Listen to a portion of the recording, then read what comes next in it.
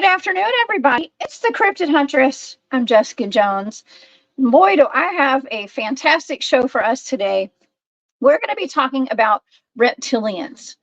If any of you guys missed a show I did, I posted it all over my social media. I was on Aquarius Rising Africa yesterday, and I had a wonderful conversation with Caleb Jade. Okay, he is a retired Marine who spent a lot of time in the military and has a very interesting story.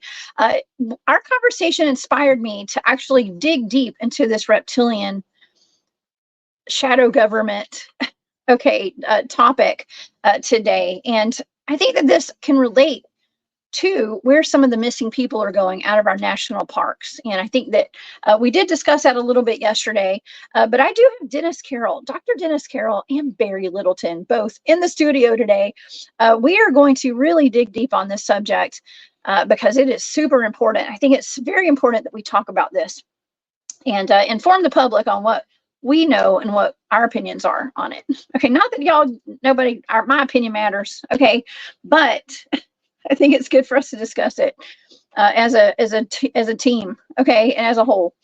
All right. Well, if you guys would like to follow along with all of my work, please go to my website. I have all of my shows posted there. Y'all know I do have all of my shows on podcast platforms as well. Just go to Spreaker, Spreaker. Click on Spreaker, look me up, and you can find all the different platforms that I send my podcast to. Okay, so, but yeah, go to my website, and it has, I think the only event that I have coming up is in September now, where I'm going to be at that Squatch Out up in East Tennessee. I can't wait to meet everybody up there. It's going to be a great time. And yeah, I did go to, I think I've talked to a lot of y'all, okay, because I had my show Saturday, but I did go to the Full Disclosure Now conference last week. I had a blast. It was a lot of fun. I gave a big old presentation. And some of the people in the chat were there. I see Maureen and Amy, the girl in her gong and Amy were both there. And probably some more of you guys. I don't know. I can't see the chat's moving fast. But thank y'all so much for being there, for coming to join me. And yes, and if you missed that show on Aquarius Rising Africa, please go back and watch that. I will put a link in the chat at some point today so you guys can go see that. Okay. Also, if you'd like to support my work, please go to my Patreon, become a member there, or become a member of my channel. Okay. I do put exclusive content up on my YouTube channel, and just hit the join button on the homepage for that. And also, if you'd like to take a stroll through my shop, okay, you can go to my website, thecryptidhuntress.com, to my shop, or to Etsy at World Woman Goods. Okay. And I send out free merch with purchase. Okay. Thank you guys so much for all your support. Okay, well, let's get to this show today, y'all, because we have so much to talk about. And I have two brilliant minds here with me today. And so let's get it going. Okay, so we're going to be exploring the possibility of reptilian races, of humanoids, reptilian humanoids, working with shadow governments across the world, potentially being responsible for many of the missing people in our national parks, and so much more. I'm trying to figure out, are reptilians related to dragons? All right, so here we go with the dragons again, y'all. We're going down a nice rabbit hole today. And to help me do that, I have my good friends. I have Dr. Dennis Carroll here. You guys will know Dennis from his podcast, his channel. It's called Hunting the Shadows on YouTube. And also, I have a good friend of mine, also, Barry Littleton, who is one of the most cutting edge researchers as well. Welcome, Barry and Dennis. Thank y'all for being here. Glad to be here. Hello, Dennis. Thank you for having me. Of course. Two of my favorite people.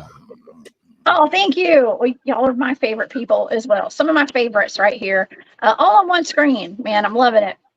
Well, okay, so I know both of you guys saw the show yesterday. I've talked to both of you, and with Chantel and Caleb Jade, and we had a really interesting conversation about reptilians. We had an interesting conversation about many subjects, but what really piqued my interest was the reptilians, and talking about the possibility of reptilians being responsible for a lot of these missing people that are going missing out of our national parks. And Barry, you and I had just done a show where you gave me some remote viewing targets of those missing people.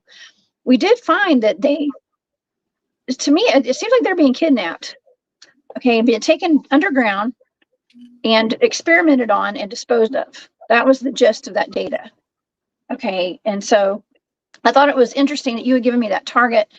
It seemed to come up in what we were talking about yesterday a little bit. Did you catch that part, Barry? Yes. Very, it's very, very interesting, I must say. Yeah.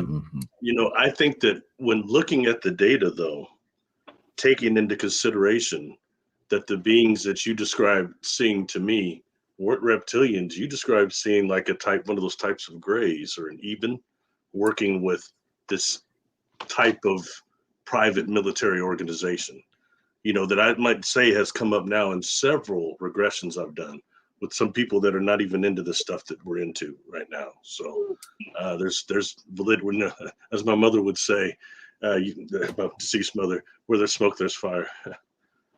Oh yeah. Oh yeah. Well, I've been seeing a lot of videos coming out of alleged reptilians. So there's actually one video in particular of what sounds like something growling in somebody's backyard. They have a video of it. I was told, somebody sent that to me who is in the know when it comes to a lot of these cryptids, who said that is actually a reptilian, and if you hear this noise, be ready to fight. Okay, be ready to fight. Go get your boom boom stick, if you know what I mean. Okay, because, and this is what Caleb said yesterday, was that most people who encounter a reptilian humanoid face to face do not live. Okay, they do not make it. Now, Dennis, I know you've seen some videos as well, right? And you're pretty familiar with these pesky reptilians that want to come after humans, allegedly. What do you think about all of this? Well, I've always approached the reptilians from the demonology side of things in certain ways, because I think there is a distinct and very strong connection with the demonic and these reptilians. I think they're one and the same, actually. We just call them we put different tags on them, I think, but there definitely is a connection.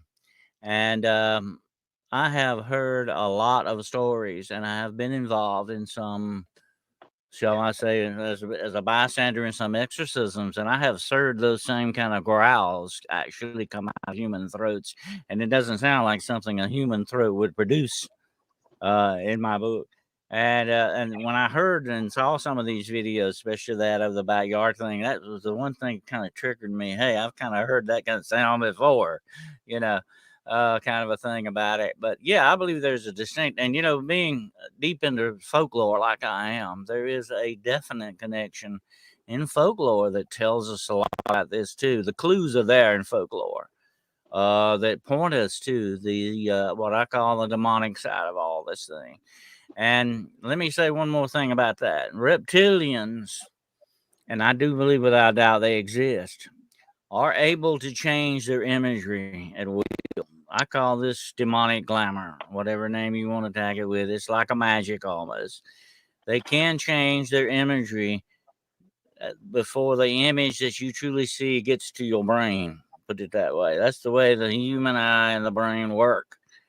And I think that they interfere with that in many ways. I won't get into the logistics and scientific part of it, but I think that is what's going on with a lot of what you see going on in the world today. People seeing actually revealing their true imagery to us accidentally, I think, in many aspects. And I don't think it's on purpose. But I think a lot of that's going on. So yeah, there's definitely, I think, a strong connection with it in my book. Oh yeah. Now that's what Caleb was saying yesterday. Now he has actually encountered some of these as part of what he did with the military for a long time. And now he went into, I want to say, depth about his training that he got in the military, and it had to deal with magic. Okay, we talked about cubes, we talked about cube magic. I find it interesting because I don't doubt it one bit that our military is involved with a lot of magic. And we talked about the blood, okay, and blood magic and things like that yesterday. Something that you mentioned, Dennis, is that they can disappear and trick you. Okay, and they do have chameleon-like abilities, like Abbott says in the chat right here. But he was saying that. Okay. That relates a lot, Jessica, to ancient alchemy. I know Barry is familiar with this probably. In ancient alchemy, they talked about the cube a lot. And the cube is part of the, I'm going to say magic, you might say.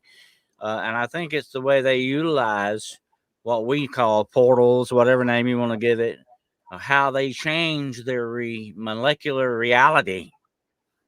I think this got a lot to do with it. And you spoke about yesterday about how some of your team members actually saw a cube like that in that portal activity you run in. So I think that's connected with it as well. Definitely. Oh yeah, the cube was fascinating because that's how Barry and I bonded when we first met.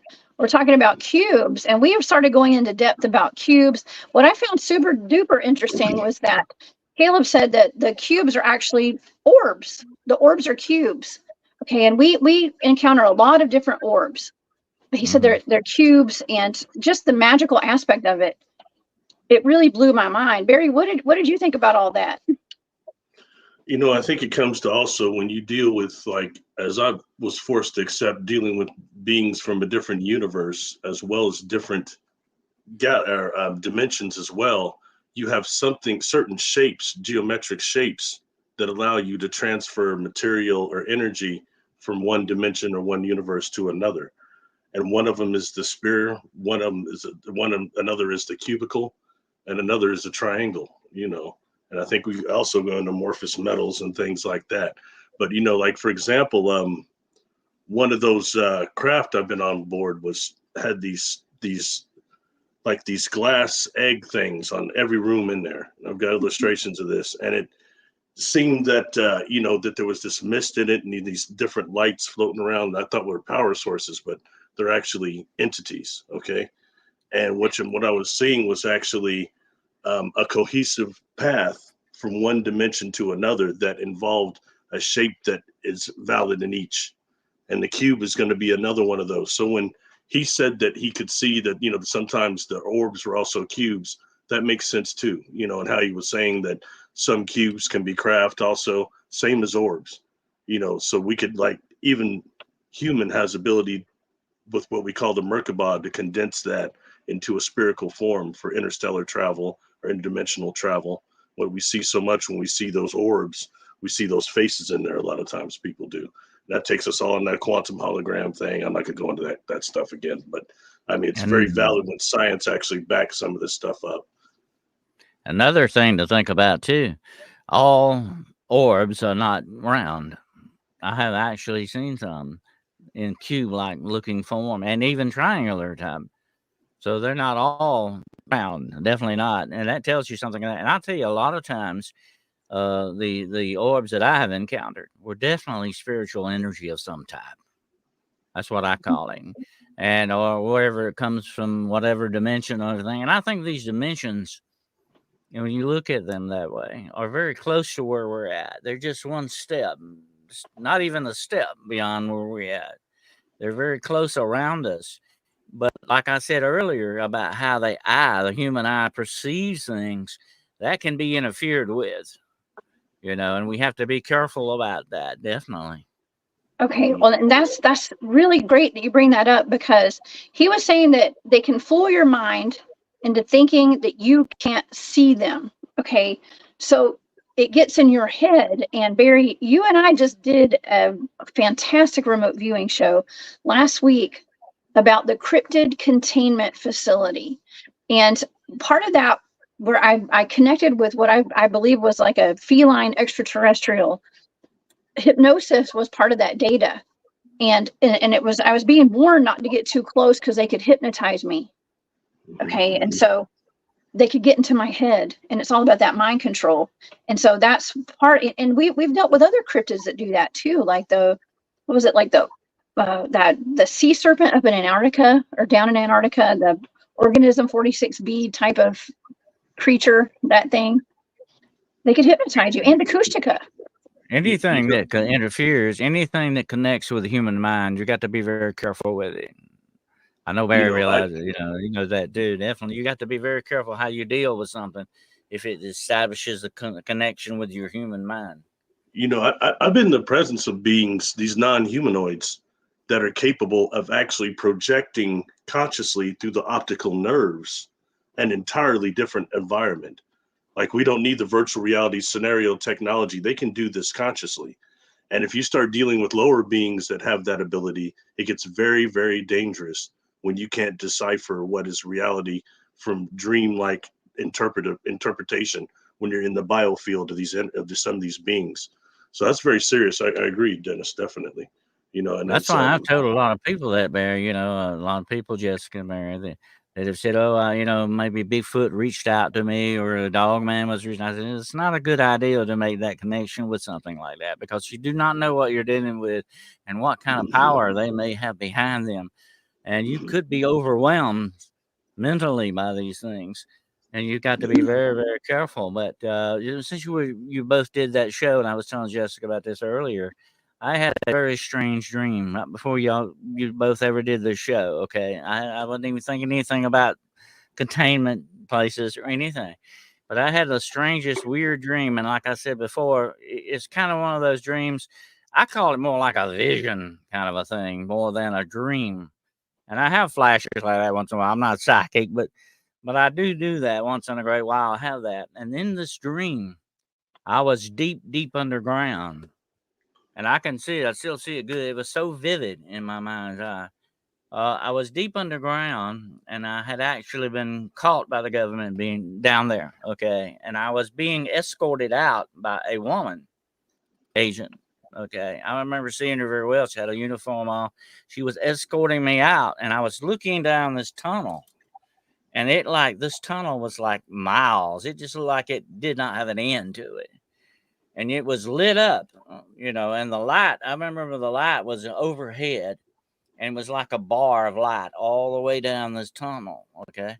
And on each side, on each opposite side of this tunnel, there were cells. Now I'm not talking like prison cells, but sort of like you said, the only thing I can say, containment places. That's basically what it looked like. And I was telling the woman, and she was leading me out. I said, I want to see what's in those cells. What's in those cells? And that's when I woke up. And the weirdest thing was, after you did that show on the containment fields and all that, I said, boom, light bulb went off. I said, oh, that sounds exactly like what I saw. That's weird, really weird. Man, sure that was a dream. I mean, these are conscious events, and that sounds like something that I've been doing some regressions lately that have really blown me away.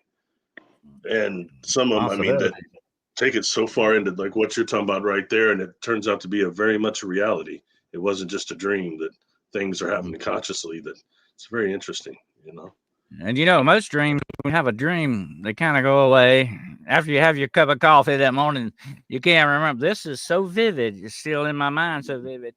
It makes that impression on you. And here's what I say about it. It's like it's a dream from somewhere else, and it's not yours. You know what I'm saying? Oh, yeah, I know what you're saying. And actually, so when you were describing your dream just then, I was thinking about that remote viewing target that you gave me, Barry, where I had the drawing of the stage 3. It looked like staircases going down, like levels of staircases going down into the ground, underground, and where people were being experimented on. I kept telling you, I thought it was like the Vatican. Okay, beneath the Vatican or under Fort Knox, and it sounds it sounds very much like what Dennis is describing. Down there, people being held against their will, okay, and even experimented on. Wow. You mentioned submarine passages too. You were saying that and stuff. It was very interesting. And I think at some point I'll just mention some of the stuff that I talked to you about yesterday, because some of that I think tied into so much with what we're dealing with right now that really, I don't care how many of these regressions I do, I feel like I'm brand new every time. And I think that's what it says. You have to be somewhat that is of children to get back into the higher levels, because I'll be feeling brand new because I get so blown away by the information that comes out every single one of them. But the one yesterday was so much tied into what we're talking about now, and how these beings based everything on preying upon trauma. Those of us that have trauma, whether it's natural trauma in your life, trauma they've induced, trauma that's generational, they prey on that, and they like pour fire on the fuel and create this situation you see on this planet. Because I'll tell you, overall, what people call, I don't do QHHT. What I do is different, but whatever. They call the higher self, like the superconscious, the over self. I think the Urantia book calls it the thought adjuster. But that actual part of you that's still with the creator is ultimately positive. And we start dealing with the trauma itself is where the negativity comes in, and the way we interpret it, us through our brains and experience it. And it gets a life of its own. And these beings live on that, as I'm sure Dennis has attested to many times. I hear that name. I'm not real fan Loosh. of the New Age terms. Oh gosh, yeah. Loosh. It's loosh. Or deadly orgone radiation, or negative psychokinetic energy, whatever you want to call it. Well, it's easy for everybody to remember loosh. Like loosh is just the loose term. The loosh term. Sounds like a candy to me. It sounds like Jolly Ranchers or something. Yeah.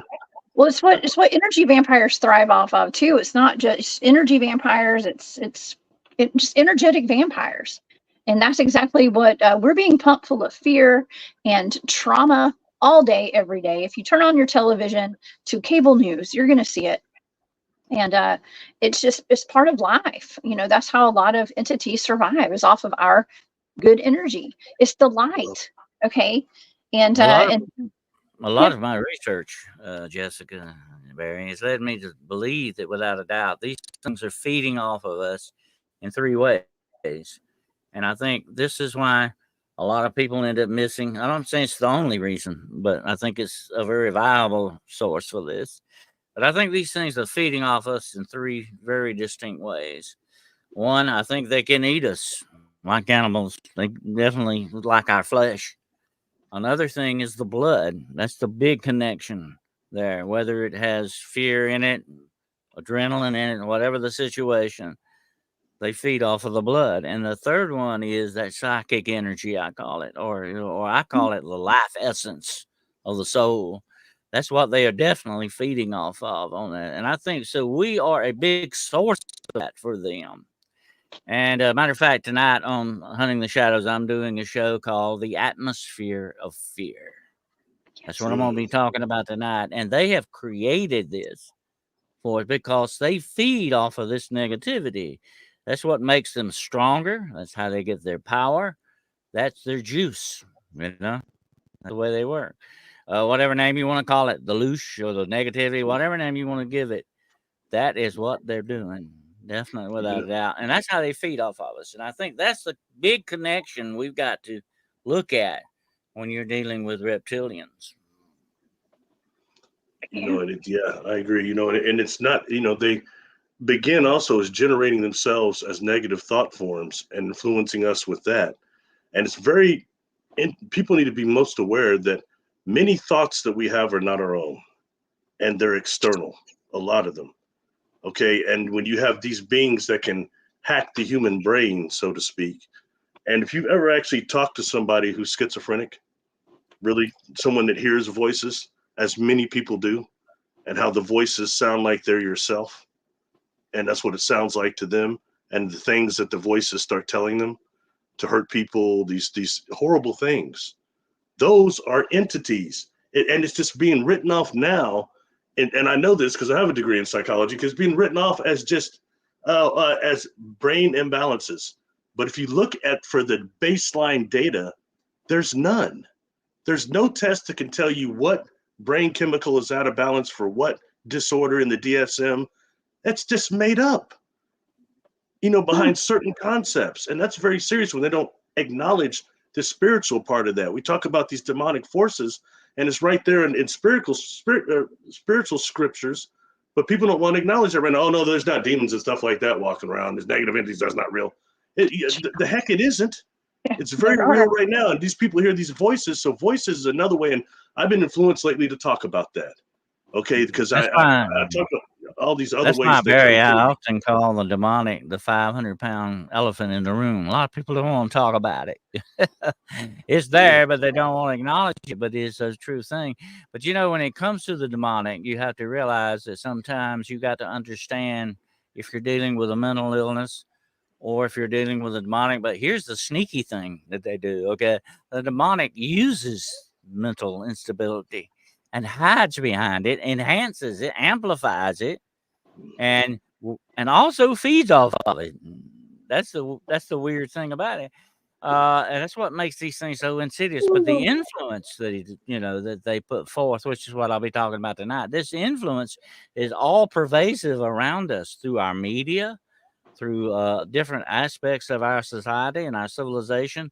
They have infiltrated all of it to have this influence around us and over us and in us that they can use. Absolutely.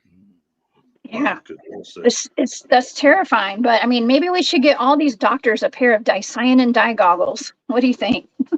Let them see for themselves. Yeah, it probably would help. Hey, check this out. So I think this is a good place to bring this up. Okay, Jessica, I sent you a bunch of pictures. All right, and I don't want anybody out there to think I was say, oh, Barry Littleton is pro reptilian. It is not that at all. I'm not an expert on reptilians. I've had a lot of experiences, but I have not had experiences with reptilians. All right, I've not been on one of these, and the fact I've not been on board one of these craft that had a 9-foot tall bipedal crocodile walking up on me is cool. I don't have a problem with that. But in reality, so the way I always learned this, okay, from the beginning, and the first time I started hearing about reptilians was around the early 90s, and it was from a book called The Urugu, and it was very critically, it's a very hardcore book, but it's the one that mentioned the reptilians and Sangomas. Then I came across Credo Mutua from that information, and then the next time I had heard it was about 95, Barbara Martinique wrote that book, Bringers of the Dawn. And she kept talking about the Lizzies. And that's the only time I had seen them represented outside of that old TV show V. Was pretty cool with the Beastmaster. Anyway. But that kind of took it. Yeah. Then that kind of took it into what Credo was saying. And Credo got even more well-known when he started dealing with David Icke. But he described like the different classes of these, like the top ones with the wings and the horns. He called them Chitauri, Chitauri, I believe. And then the next grade were called Chitalulu. And the Chitalulu were more distinguished is that they have these like spikes on their head, and they look most similar to what's called Darth Maul on Star Wars. And if you start looking at certain African tribes, they have this headband binding that looks much like what was called dinosaur-wise the Paca. Oh Lord, don't let me mispronounce this. I get butchered when I mispronounce a word. Pachycephalophus. Anyway, it's this dinosaur that had the rock. Looks like it had rocks on its head. Okay, and they were supposed to bang their heads together when they were fighting. Okay, and you've got certain tribes that kind of mimic that also on their head. That's one of the Chitauri illustrations right there. Amazing how much they look like the devil. And it was Credo that especially talked about how these beings take people over your chakras energetically. And there's some pictures. I'm sorry, Jessica, my internet went down. I couldn't give you all the other pictures, but some of them are where you can see actually the reptilian taking the person over. And then there's some statues that seem to show that also. So, so that's just another faction of that. Now, here's what's interesting. When I hear about the two factions, the Saurians that were supposed to be, that comes from that book. I believe that one's from the Lacerda Files, was also known as the Nancy McElroy Files, also, I believe. But Lacerda was supposed to be one of those reptilians that they had captured. And it described, I think, was that base right there, Thorgan 4 or something like that. But Lacerda had described the Milky Way much like what Star Wars does, the Empire and like kind of the Jedi, that the Empire rules the Milky Way and that you have these others that, anyway, I won't go much further into that. That's a well-known reptilian deal there. Sorry. You have the Saurians that were supposedly from Earth, okay? And eventually became inner Earth with the cataclysms like Randall Carlson talks about. But they were supposedly not really negative. And supposedly they would have been the dominant breed on Earth if it hadn't been for the cataclysms. And supposed descendants of them, the ones we can see, are like the Hadrosaurus and the Trodon, Trodon. If you look them up, their brain sizes were supposed to be more advanced than humans, supposedly. So had they not been eradicated, I think even Star Trek Voyager did an episode of these reptilians they encountered in the Delta Quadrant that were relatives of the Hadrosaurus. And they were saying, oh, really, Earth was our planet. You know, so anyway, then you have with the Saurians, you have these Dracos that came from Draco, and we hear about that all the time. But when they came and started interbreeding, and that's separate from the Nagas, which are more serpentines. Okay, so anyway, that's my understanding of that to wrap it up. And deal. But Credo had spoken of how there's certain mountains you don't go to because reptilians eat people there. And describe how some of the ones have the jaws that, what do we call that, Dennis, where the jaw drops down and they to consume people. Yeah, remember too, they have a forked tongue. And they supposedly, when they speak with kind of a hiss. Like, they're very snaky looking in that respect. If you want to put it to something, we recognize they're kind of snaky looking. Definitely. Like the sleep stack. Yeah. This is my AI version here. Depictions of, I mean, how much more demonic looking can you get? I mean, think about it. And that is what has been described, Barry, Jessica, for thousands of years as what demonic beings look like. And that has to be the very strong, true connection to that of what's going on. Definitely. I do not trust these guys. I don't care if they say they're here with good intentions or what they're up to. I do not trust them. And I would advise no one else to trust them. Because you got to remember the number one thing about demonic entities. They have no truth in them. They never tell the truth. They're always a bunch of lies or misrepresentations, I put it that way. Very much like the government does. It misrepresents things for their own purposes. And they lead you different in the wrong directions and avenues. That's just the way. And they do this to, it's not fun to them. It's to confuse you and to get more power over you. Mentally, that's why they do these things. That's why they play these games. Yeah, that's why I think I was being warned during that target that you gave me, Barry, for the cryptid containment facility, to be careful because they get hypnotized. That was in that target. So and I think there probably could have been reptilians down there, but of course I think it pertained to maybe all of the cryptids and anomalous species that were down there, potentially. Okay. You got to bring up the elephant in the room. You got to bring up that survey that I sent you. I sent you 2 of the surveys. Mm-hmm. This is why I don't want to get bombarded. People saying he's for reptilians. That is from the CCRI Conscious Research Institute, or former Free, the survey that they gave out. Okay. And I took this survey. I took the first 2, and they were so intense, even I didn't want to take any more. But I was one of the people that skipped it. And of that, you have 534 that answered. Now, when you look at that, that is not what I expected to see at all on a graph about reptilians. And there's another one I sent you too that might be the updated version of it. I'm not sure. But no, I just got that one. Just that one. Oh, sorry. But there's another one too. But yeah, but that either way, that is not at all what I expected to see on something about the reptilians. I would think you would see at least a pie chart that was 90-some% negative.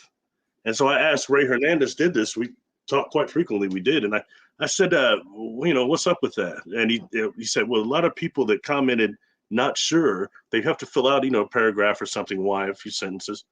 And they said, a lot of them said the same thing. He said that meeting these beings, they didn't do anything negative to them. Nothing happened. In fact, sometimes it was a positive exchange, but the physical appearance of them was just too much. Period. Well, you got to remember the dangerous thing about this, Barry, is the fact that they can distort your imagery of the way you see them. They can certainly distort the way you think or disrupt your mental capacity to change that to the way they want you to see things. Just like you said earlier, there's a very distinct possibility. They can inject thoughts into your mind, and they can do this to you. It's a form of hypnotism. You're being hypnotized and you don't really realize it. That's the dangerous thing, you know. If I were to hypnotize you or Jessica today, you will know I'm doing it because that's the way the procedure goes. I've actually hypnotized people and had it work, and it does work if you do it the correct way. But you don't know I'm hypnotizing you, okay? Mm-hmm. And that's what's so dangerous about these guys. You don't know what they're doing, you know, and it's so insidious in the way that they do it. It's like I say, I would not trust anything they do because they can make things appear to be what they are not, definitely. And you're walking in very, very dirty, muddy water here. You can't see where your feet are going with these guys. That's why you have to be very, very, very cautious. Yeah, absolutely. Very much. You know, like I do what's both called rapid inductions, which takes about 2 minutes or less. And I do instants also, which takes 20 seconds or less.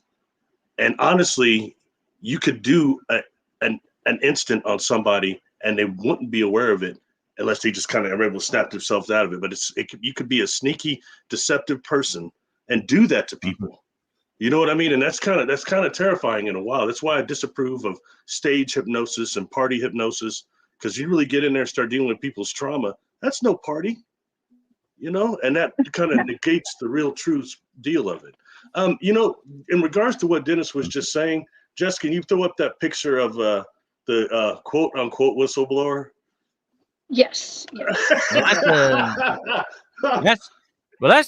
the point, you know. I'll be up front with you. You're gonna know I'm hypnotizing you, but what these guys are, you know, and some insidious people might be the same way too. They're not gonna let you know that they're pulling this thing on you, you know. That's what you got to watch out for. That is a definite interesting looking picture there. I wonder if that's okay. I wonder if that's true to size. True to size. Yeah, this reptilian. Okay. Tell us about this, Barry. Okay, that is the whistleblower is supposed to be this. And this dude at a conference talked me to death, okay, several times one-on-one. So I got to talk to him for a long time, just him and I. And the first thing I wanted to know, tell me about the black people you met that weren't from Earth. The next thing was, isn't that picture you? And he says, yeah. And so tell me all about it, you know. And I say this, you know, I'm really good at reading body gesture clusters, but also micro expressions that occur on the face and hot spots for just a millisecond. And his micro expressions were pretty much on point. All right. And he looked really, really creeped out. And he told me that they went to some place. I thought he said it was Silicon Valley, and there's supposed to be a cleanup for their military deal, a cleanup of this building. And it looks abandoned on the outside. They get inside, the elevator's in real good shape. They go down to the basement, lower level. And when he gets out of the elevator, he starts immediately smelling this horrible smell of urine. It's horrible. He said really, really strong. And then his psychic telepathy started going off. This thing comes around the corner, and it's just in his mind, and it's invading his entire psychic senses. And he said it was horrible. And the look on his face, I mean, I'll tell you, if he was acting, it's a good act, a real good one, like as good as better than Clinton when he said, I didn't have sexual relations with that woman. His micro expressions were all off when he said that, and he got caught.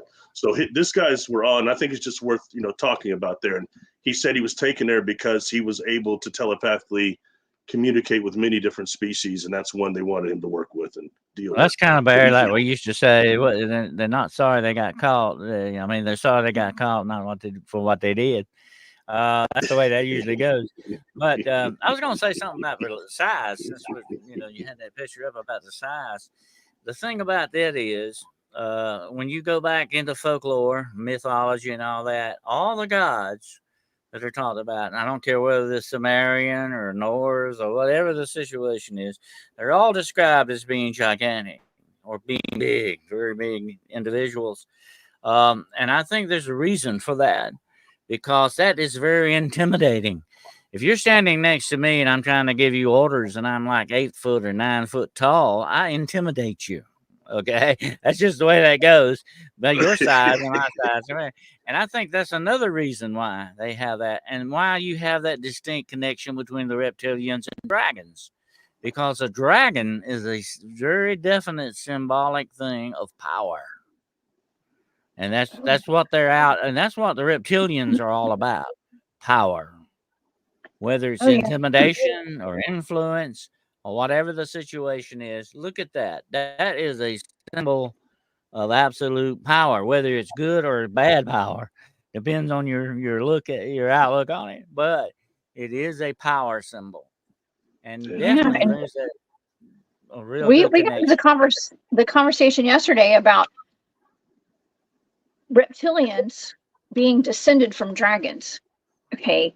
And I wanted to talk about that a little bit today because I know there's been a couple of people in chat that have put up that, you know, where dragons are, where reptilians are descended from. Like it could have been birds, it could have been just whole sorts of different things, right? Dinosaurs, whatever.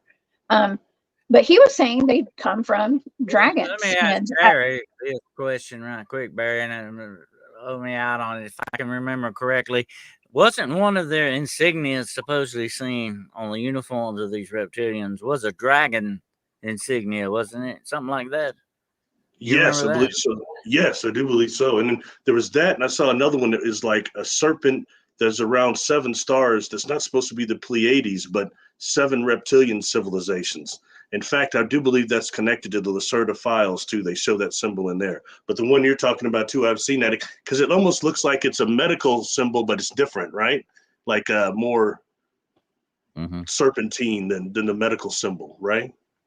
When you're talking Right. about, yeah. Yeah, the caduceus, I think it's called. Yeah. Oh wow, cool. Yeah, man. That's interesting. Yeah. yeah. And you know, it Um, makes you wonder how many different civilizations of these reptilians are there, and how many of them are like the way Credo Mudua described them, is that their vibration is somewhat lower, and that they're more able to be taken over at the soul level by negative entities. They can't defend themselves like we But can. So that I goes don't know to where that begins to is, but some of the the ancient gods that people worshipped. I think I sent Jessica the picture of Dagon. I know you're familiar with Dagon, who is a very famous god that was worshipped by the Philistines in the Bible and the Mesopotamians. That's him right there, and he is sort of half reptile, half amphibian in his description. This is what the ancient peoples worshipped. Okay, look how big this guy is. Okay, he's the god of the sea in their book. He demanded human sacrifices, though. And also, along with Molech. Molech was another big god. He was sort of the bull-headed god. And that's where the Bible talks about you not let your children pass through the fire. Actually, you had to sacrifice your children to Molech. Okay.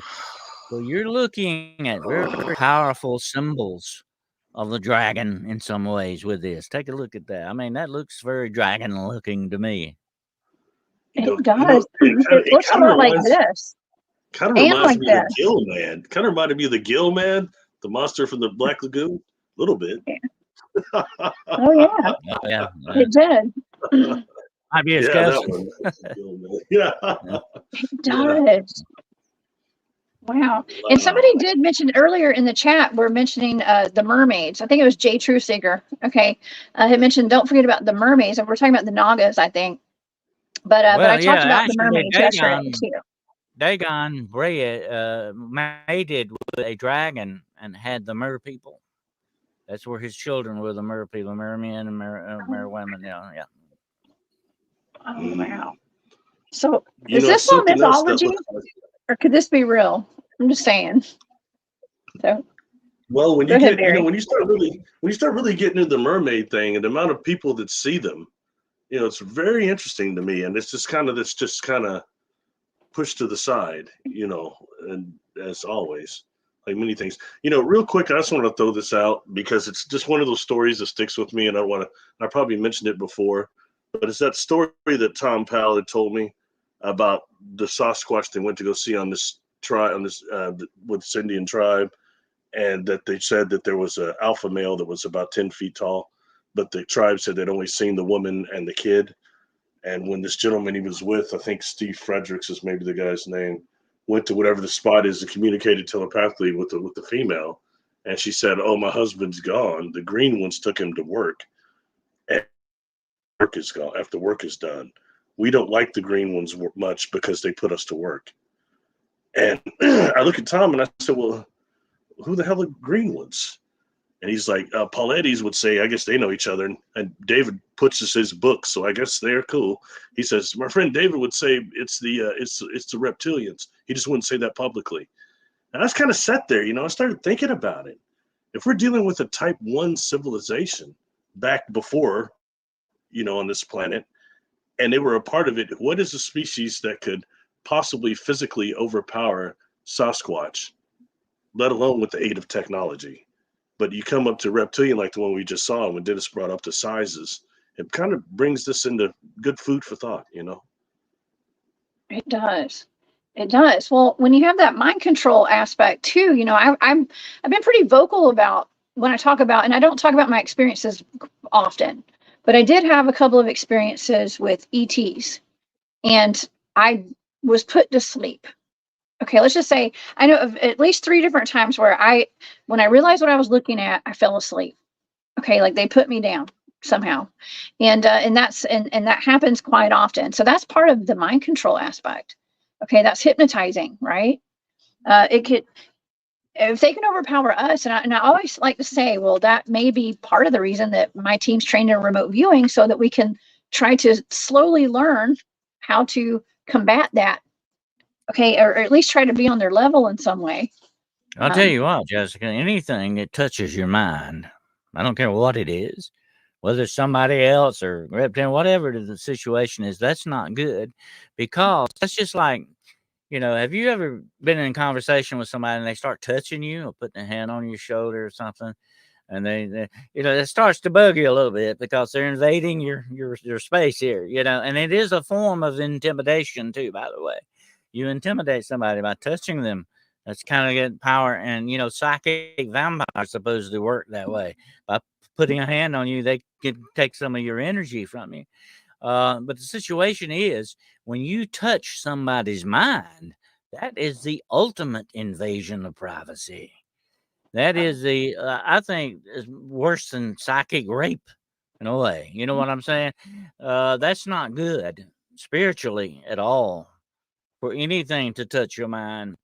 And we need to be very wary of that. And one good way to keep that at a distance, to sort of put that barrier around you, are the positive thinking that you can do, the positive thoughts that you can have.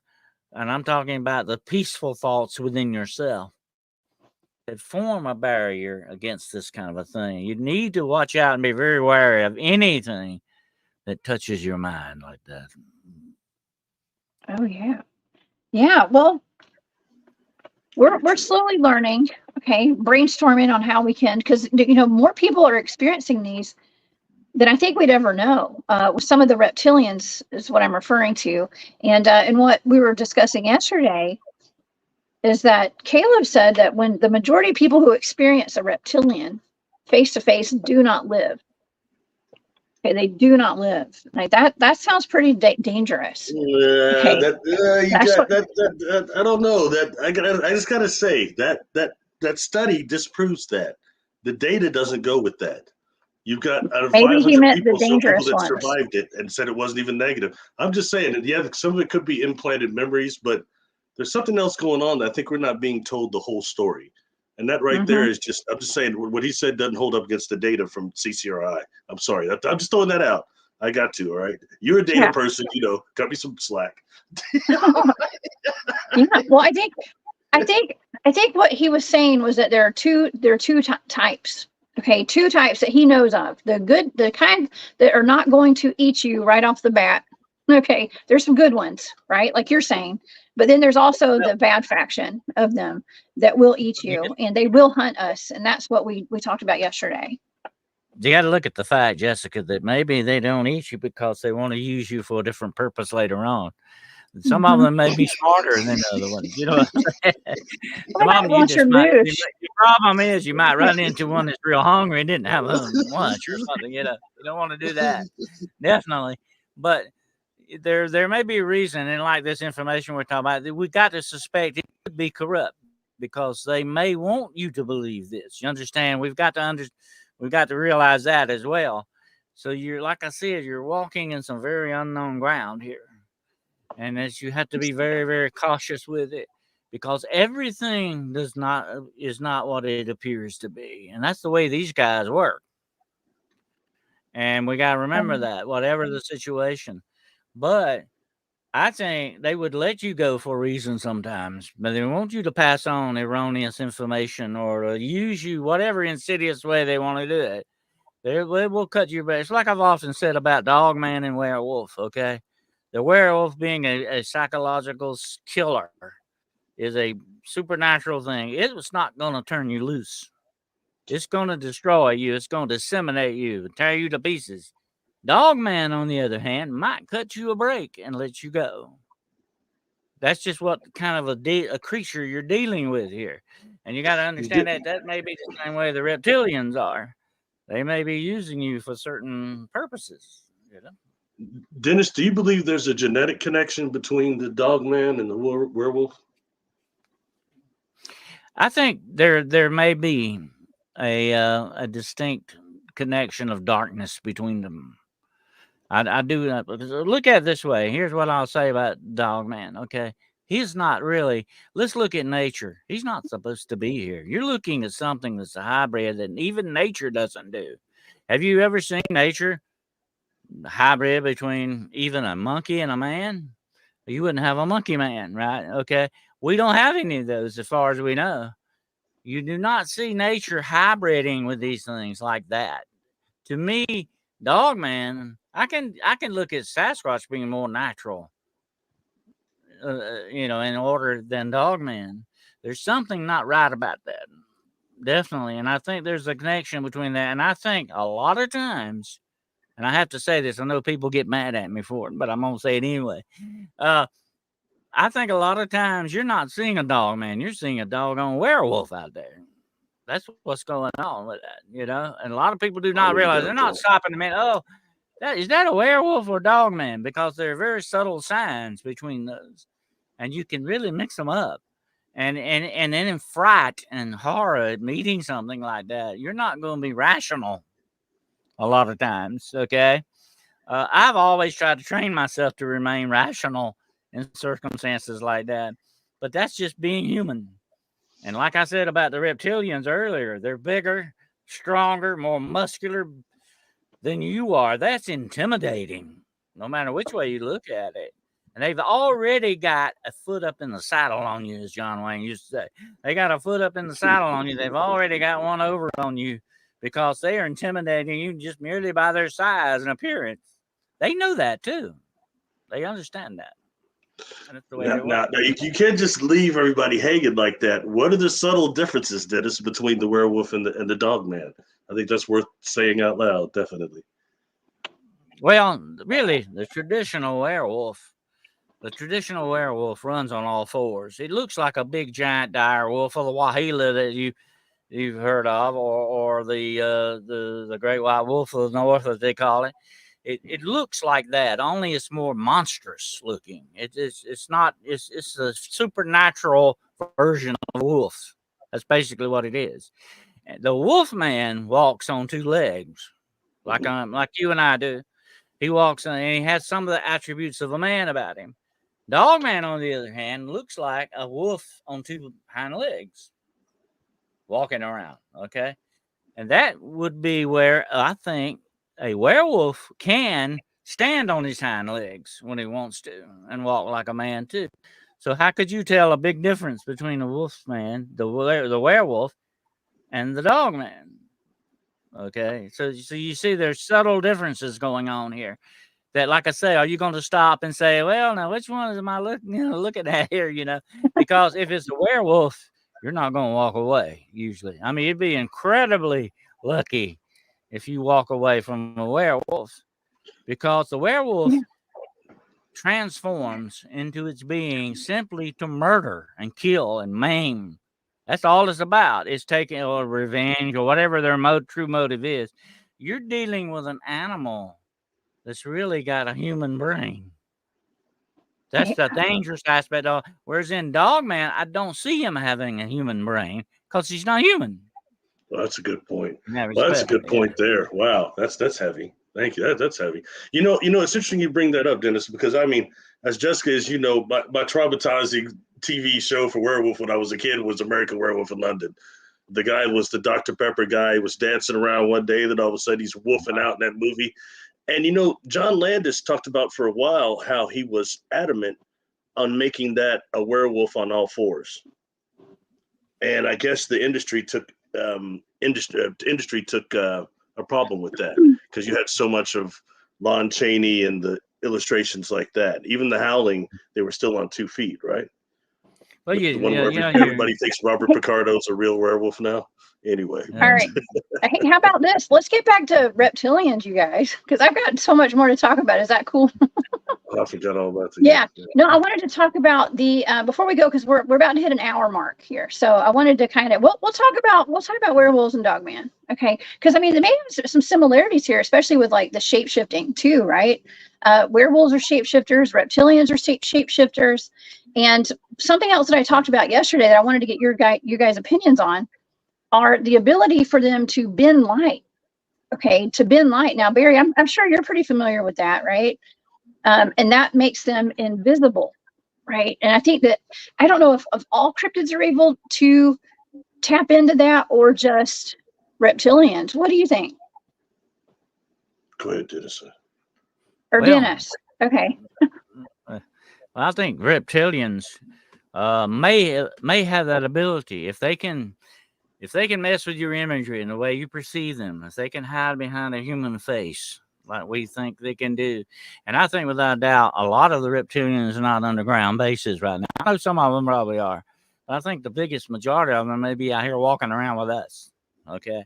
Because they're putting on that imagery, that demonic glamour, I call it, whatever name you want to give it, that magic that they've got, to fool us into seeing what they want us to see. Okay, that is a form, when you think about it, of shape-shifting. Okay, and it's not like the skinwalker. The skinwalker turns into something, whatever it may be, a crow or a coyote or whatever. It's still got the skinwalker mind, isn't it? And you're still dealing with a reptilian mind when you deal with these guys, although they may look perfectly human. They've got you fooled into that, and that's what you got to understand you're dealing with is no matter if it looks human, it may not be human, and it may not think and act or feel the way that you do, because you and I are human. That's what we've said about the demons. The one thing about demons, the demonic and the reptilians, and like I said earlier, I think they're the same thing, okay? I think we're dealing with basically the same thing here. And I think a lot of things you got to remember, they were never or have ever been human beings like you and I. You, Jessica, Barry, we are denizens of this planet. We belong here.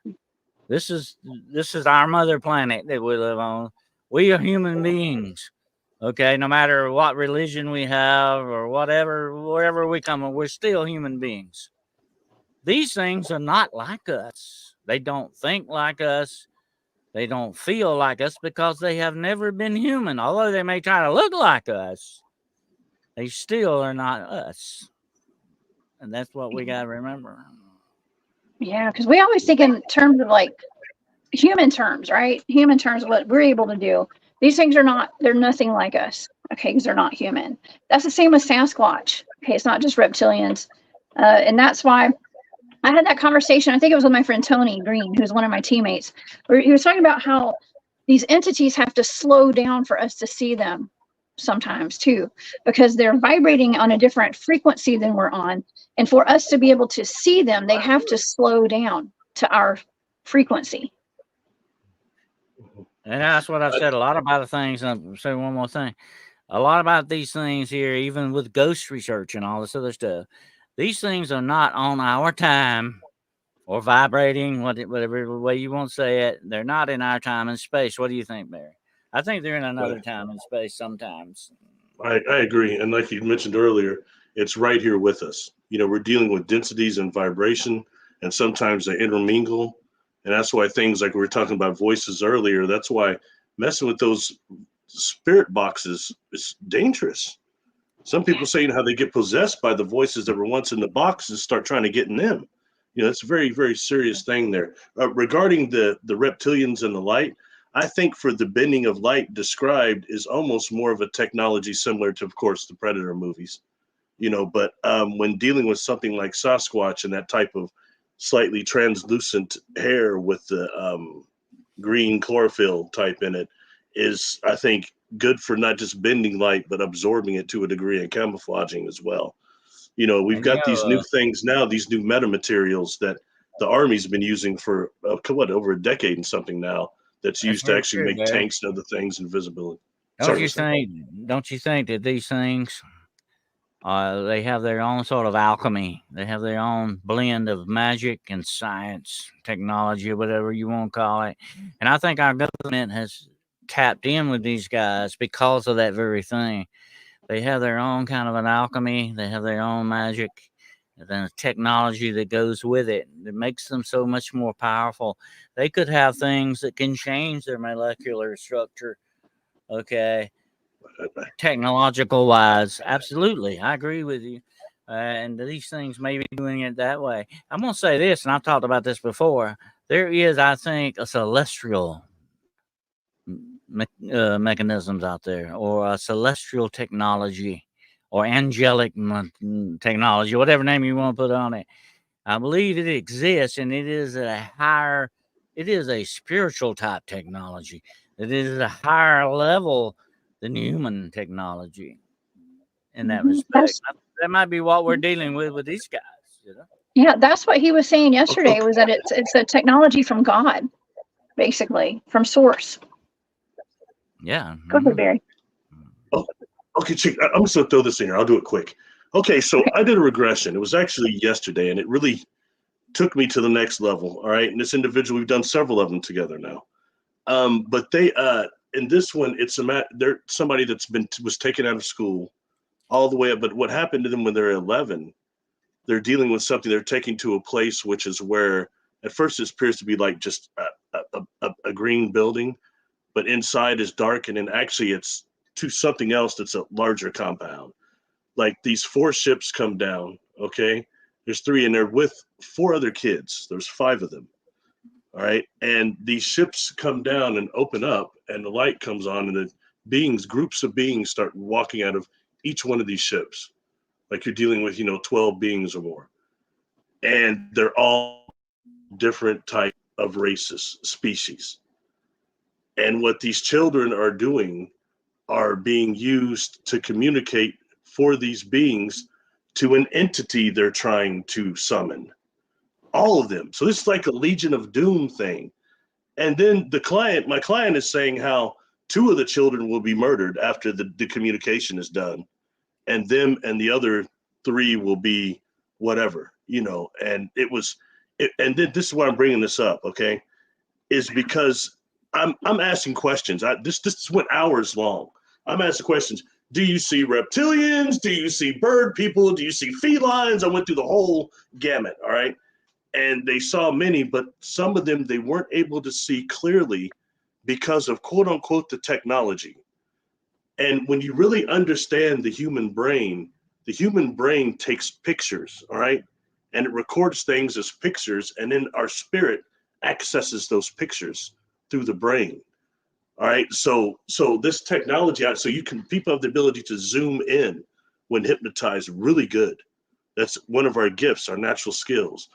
But they were hardly being able to zoom through. They start saying it's that technology they have on. Now, what is it? They start describing it as this: these goggles that actually are connected to some type of a very thin, not quite plastic, but it's a thin thing that goes over their uniforms. And what that does is that changes and morphs people's visions and all sorts of stuff where you can't perceive them, or they can just deceive you what you're seeing all the way around, show you a holographic image of something. And Here's another thing, Barry. Here's something else I've heard of. Don't mean to interrupt you, but I have to think about sorry. this. I'm getting old. So I gotta get it out when I think about it. Okay. I have actually heard stories of actual buildings changing, or structures that change. They may not be what we may be looking at a building. That may not be what it really looks like. Then You know, that's an interesting concept to think about too. These things don't only stop at just their bodies misrepresenting themselves, but their very mechanics do this, whether it be their buildings or their compounds or whatever the situation. I think we're dealing with that too. So, you know, I've actually heard stories where people went to a certain building and they left it, and when they went back, that was not the same building that they left the first time. What's going on with that? This you're really on shaky ground with these guys. You don't know what you're dealing with, and what they're gonna come up with next. But I think that makes it more interesting, though. Definitely. Well, Caleb was talking about the uses of like high level magic, and he was a part, and he still is a Marine. He said he's still a Marine. Okay, I don't know how old Caleb is. I have no idea. I've never even seen him. Okay, but we just had that conversation yesterday, and the fact that he said for 35 years he lived in the darkness. He said so. I think what he was referring to was that he was in this program under the U.S. government military. Okay, using high forms of magic. I mean, he was initiated into like the highest order of some sort of magic, and it was for the job that he was doing. And I don't know if that is just to combat whatever's going on, to access all these different gates, and these portals, and these dimensions, and all of these different worlds. Okay, so there's this high magic going on. I think all this, Jessica Barry, is a dark blend of alchemy, magic, and celestial technology. I think this is the whole blend of the whole thing that's going on here. And unfortunately, I believe without a doubt, our government is connected deep. I know this because I have been contacted. I can't talk about my sources, but I have been contacted on demonology. Why do they want to know about demonology? Because they realize what they are dealing with is out of their control, and that's disturbing. You know, this regression. I want to know facts. All right, so this being that you have 3 large ships, one is still hovering over there, that are here for these children specifically to channel and summon this entity, this demon of some type. So I want to know, what demon is it? Is it what we call Satan? What? The name that comes up is Marduk. And when you start looking that up, that's also what's called Belial. And when you start dealing with the Edgar Cayce work, you know, you had the Sons of Laws of One, and you had the Sons of Belial also. And, you know, so I asked the client, well, what does this being look like? And at first they're seeing these horrible phantasmagorical images, okay? But I know they're projections of a type. What does it look like? That is the bad thing that's the bad thing about demons, Barry. You don't never know what you're dealing with. They're so deceitful. Okay, in that respect, and the imagery they're putting forth is not their true images. I have seen what their true image is, and believe me, it is not good. It was, if you were to look upon it too long, I believe it would drive you mad. Completely. This one, I had them break through.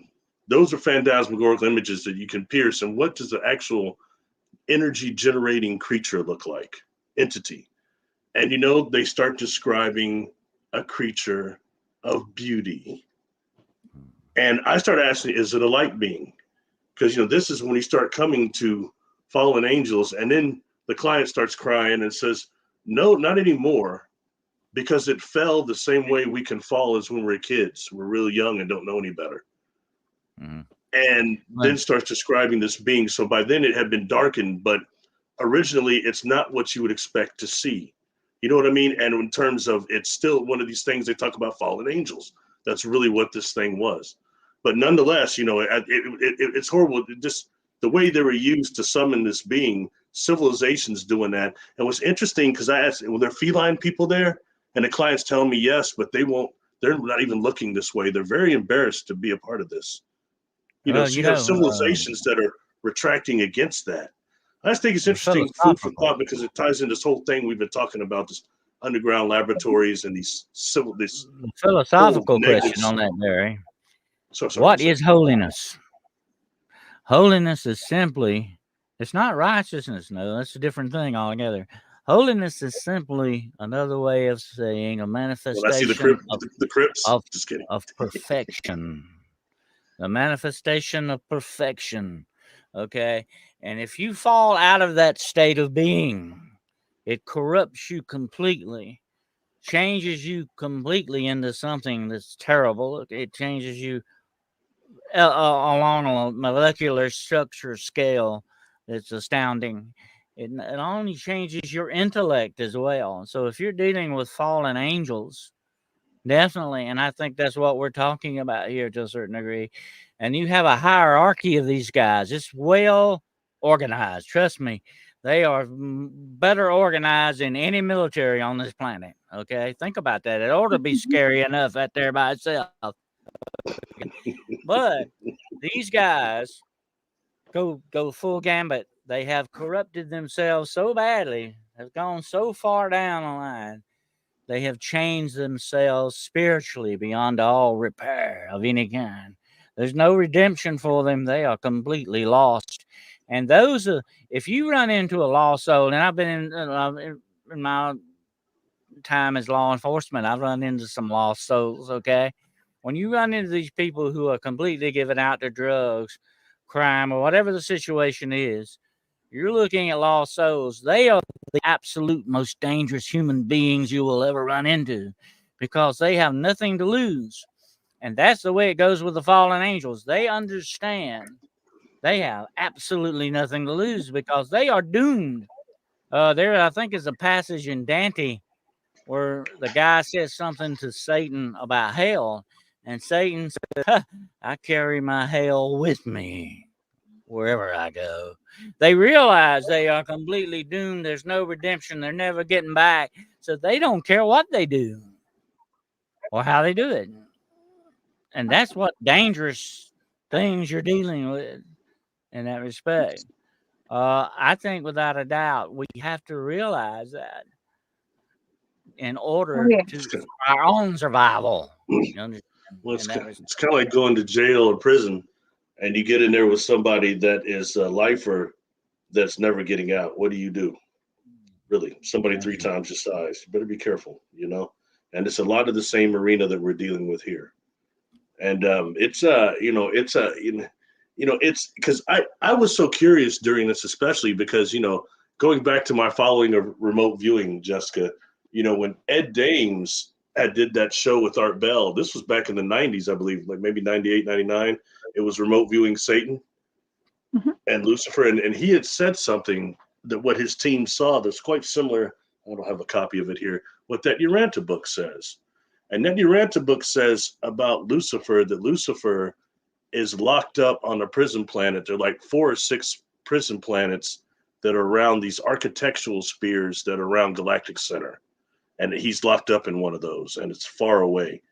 And Ed Dames said his team, they couldn't see Lucifer. He was too far away, is what they said. But said they could see Satan. And that Satan was a light being that came here to Earth frequently, and they saw this light being moving around the factories, these different factories.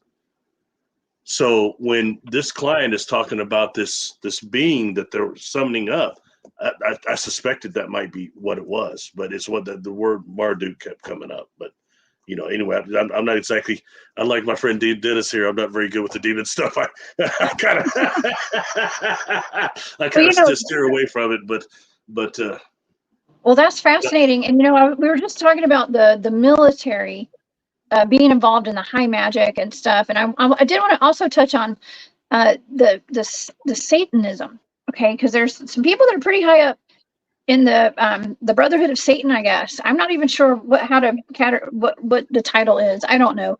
But in our military rankings, okay, like in the high brass of our military, I do want to say thank you to Dave Scott for that super sticker, by the way. Thank you so much, Dave. Thanks for being here. Y'all go check out Spaced Out Radio, okay, with Dave tonight. Actually, Dave's off this week, but go check out Spaced Out Radio, y'all. And so thank you, Dave. But the Satanism has really come up a good bit and I'm only bringing this up because of the conjuring, the rituals, and things like that. But why would that be so involved in our military? Okay, Dennis and Barry, both of y'all, what do you think about that? Especially Dennis, because you're into the occult, Dennis. Well, I think without a doubt, just like the Nazis hooked into this stuff, okay? There's power there, and that's what these guys are dealing with. And the human equation deals with power too. Power, and I've said this before, I'll say it again, I stand by this statement. Power is the most addictive thing on this planet. Okay? When you get addicted to power, you're lost. Okay? Usually, most of the time, you don't come back from that. And these guys, whether in the military or whatever, they understand the power. And that's not what we said about the reptilians and the dragons. That's a power symbol. It's all about the power, control over things, the control. That's what all witchcraft and Satanism about.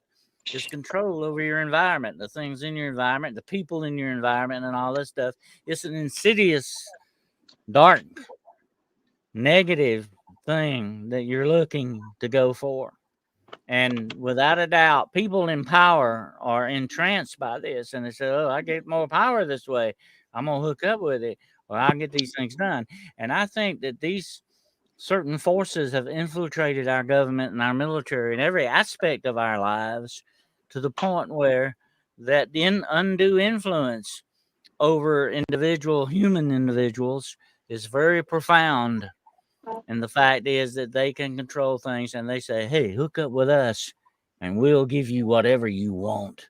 What if I come to you today, Barry, and say, whatever your heart's desire is, I can give it to you. You better run from me, because I'm probably the devil, okay? Because I know what makes you tick and what I can do to get you where I want to get you. That's how insidious these things work. And that's the way to be, that old term, drunk on power, is much more than just being drunk. It is complete addiction. And it will wrap your soul in chains of darkness that you cannot break. And these things realize that. So they offer you that. They say, Barry, I can offer you, Barry, 5 minutes with me. 5 minutes with me, and I can make you a god. Now, how many people will turn that down? Think about it a minute. I can make you a god. I don't know, Dennis. And look, that's the same thing that's been going on since the Garden of Eden. Eat this fruit, Eve, and you'll be like, what? A god. And that's the same bill of goods they're still selling here, okay? Because they know that's what humans go after. That's what really gets us. Hey, I want more power. I want to be able to do this. I want all the riches and the fame and the glory and everything comes with it. And they will what? Sell their souls for it. And that's why you see all these rituals going on stage. Why? Somebody asked me that the other day. Why is so-and-so doing a ritual on stage? Why? Because the forces promote that. They get more power from it. If you got a whole bunch of young boys and girls out there performing this ritual with you, you're tapping into what? Their power. That's what it's all about. That's actually what led me to ask you the last show we all did together about your friend Malachi Martin and what he called the perfectly possessed. And it was for the reason for that I was asking that is specifically because he mentioned, how I know this to be true. I've heard this in other cultures too, that how you have to give a verbal yes and agreement to these demons to get what they're offering you. And everything's fine that these people get what they want and everything, great material wealth and power, like you said. And then towards the end of their life comes and it's time to pay the fiddle, pay the fiddler or whatever you call it. And then they go run into the church trying to redeem themselves in places like that. And when mentioned, I remember Art asking him, what do you do when you come across a perfectly possessed person? He said, oh, what? I go the other way. I avoid them at all costs. Because you know who they are when you walk by them and they know who you are. And, when I look at somebody, for example, like Vince McMahon from the World Wrestling Entertainment, that cat looks about as perfectly possessed as they get, just his eyebrows alone. Look at all the stuff that surrounds him. And I start looking at some of the gimmicks they were doing when he's running that, all this dark stuff, not just the Dead Man and Wade Bryant and all this really dark satanic stuff. And it sells. If you ever, Barry, encounter a perfectly possessed person, you better have a perfect exorcism team with you, just in case you got a problem. But, I like what you said earlier about the spirit box. That's the first time somebody handed me a spirit box. Said, hey, try this. I said, wait a minute. That sounds like an electronic Ouija board to me. Exactly. Okay. Exactly. And that's the way I look upon it. Here's what I say, and it's a very important question I ask a lot of people. When you deal with the unseen, whatever you're communicating with, what do you know who or what that is you're talking to?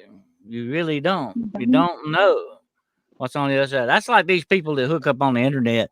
If you hook up with a man or woman on the internet, you don't know what you're getting, okay? I would advise you to be very careful about that. Well, that's the same thing here.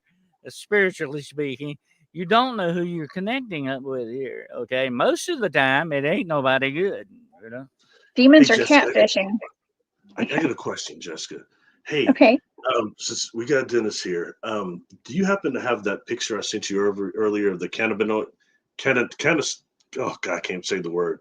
It's the reptilian type of being, serpentine being with the lion head that I told you is connected to No, schizophrenia. I didn't upload it because it said it was copyrighted, and so I didn't want to pull that up. Yeah, I don't want to get in trouble. So that's the reason I didn't even upload it at all. I'm sorry.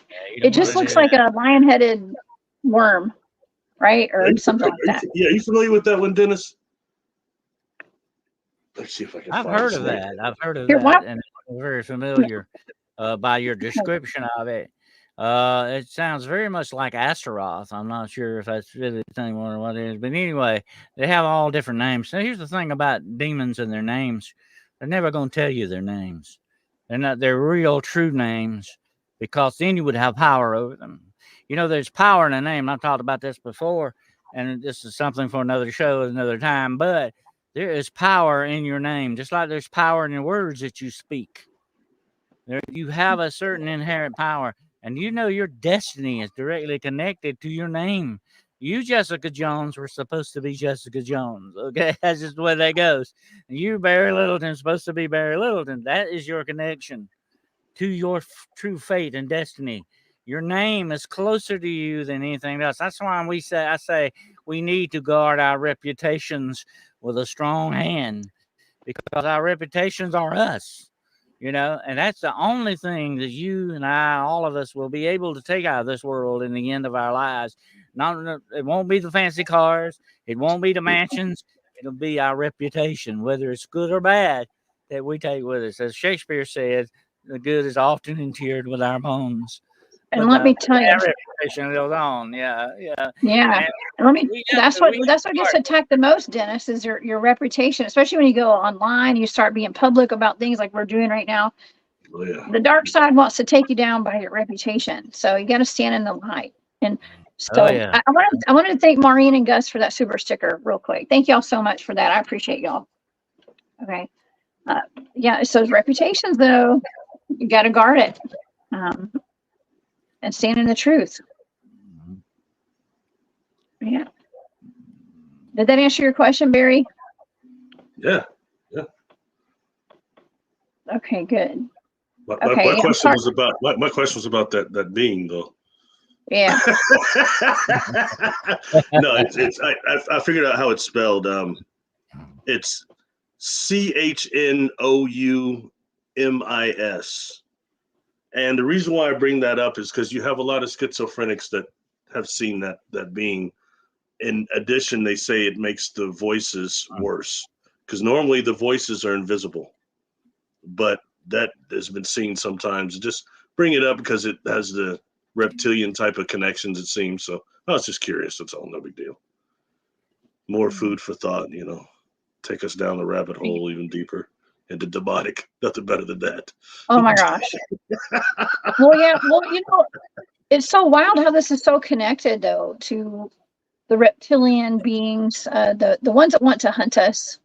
Okay, because there are good ones, there are not so good ones. Just like humans, there's a lot of good ones, and there's a lot of bad ones. Okay, there's humans that want to hunt you down. Okay, that's what I've said over the years, Jessica. There is something definitely, without a doubt, in my mind, is hunting the human race for certain reasons. And my number one suspect would be the reptilians. Absolutely. Yeah. Well, they do have a bad reputation. Okay. They just do that. Just like the dogmen and the werewolves, there's a nasty reputation they have for hurting people. But I get more reports of the dogmen and the dogmen just being indifferent when they have an encounter with a human. Okay, and not hurting people, but you know, the only pretty famous, and I mean like well-known stories about reptilians being seen in the modern day would be like the lizard man of Skateboard Swamp. Well, let me say this right quick. From a law enforcement perspective. I've studied a lot about serial killers. Okay, a lot of them, and then believe me, that's a dark study. You know, that's very depressing, but it's try to understand the human mind, the way it works sometimes. The number one thing about serial killers, just like if I were stalking you, Jessica, I would stalk you, I would hunt you down, know everything about you. I'd steal your trash. Okay, I would know everything. I would fixate upon you to the point of no return almost. And that's the way serial killers work. They fixate upon their victim. 110% on them. Okay. That's the way they work. And that's the way evil does. When you become a victim of whatever this evil is, whether it's reptilian, demonic, whatever name you want to give it, they focus their intent upon you.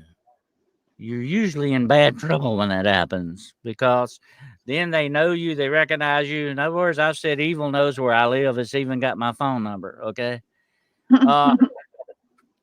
It starts that intentional stalking of you, that intentional fixation upon you.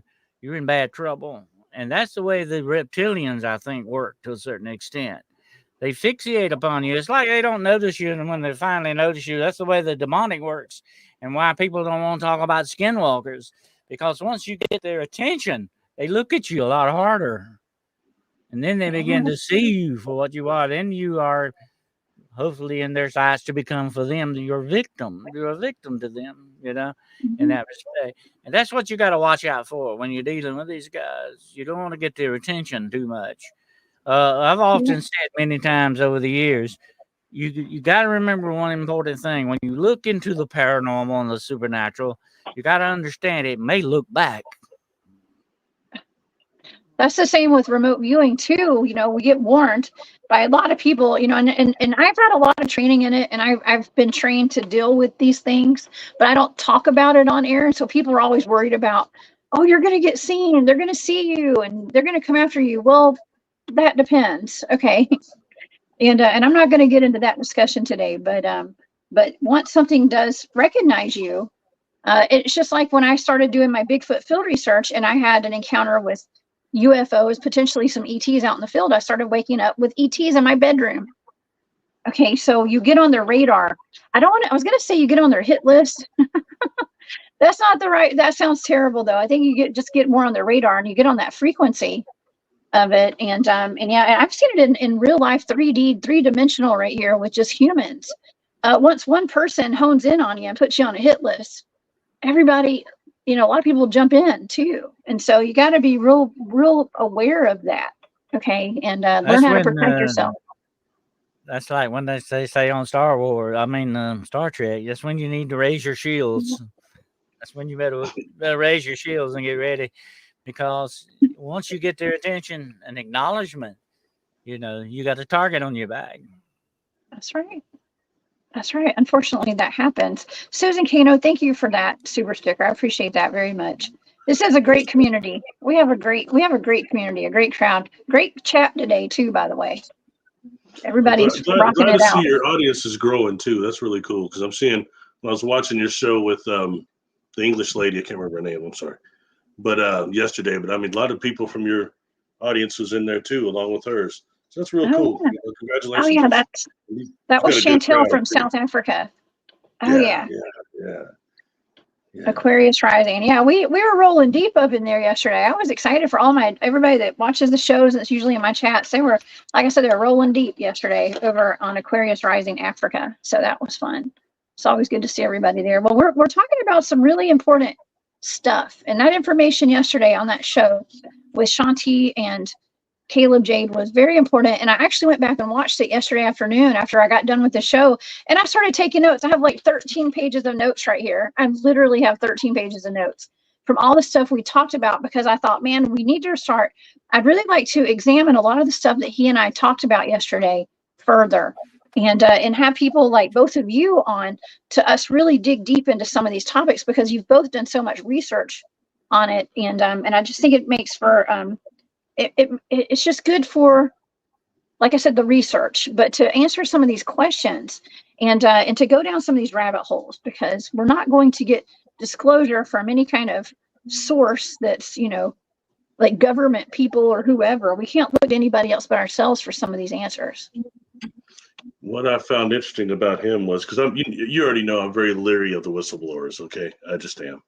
But with him, I found it very interesting because I was listening all the way through, and I was researching some of the things you two were talking, and a lot of the names he was throwing out were not cookie cutter stuff, and some of them not even researchable as far as connected to extraterrestrials and things.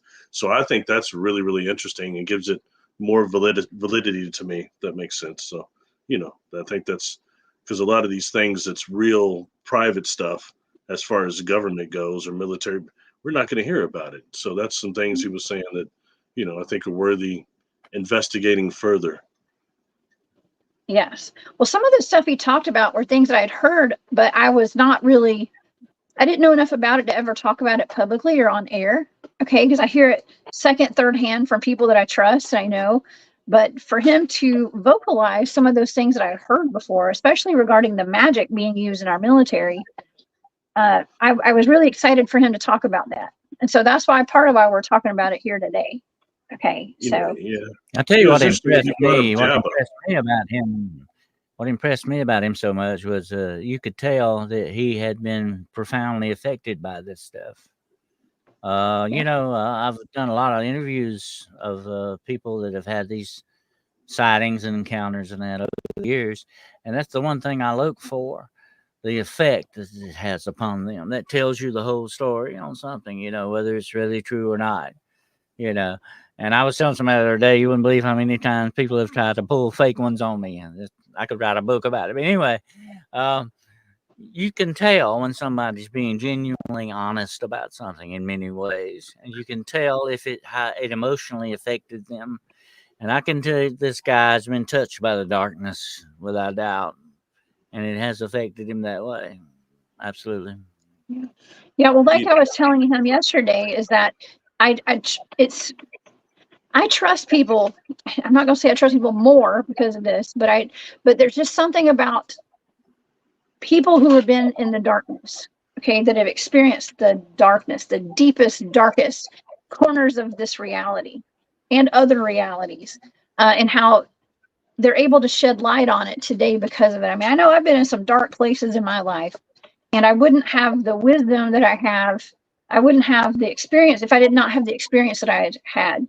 And able to talk about it and to make sense of things that are going on around me, because I've already experienced a lot of this weird stuff, okay, and all the dark stuff, and I continue to experience dark stuff. It's part of life. There's a duality to life, right?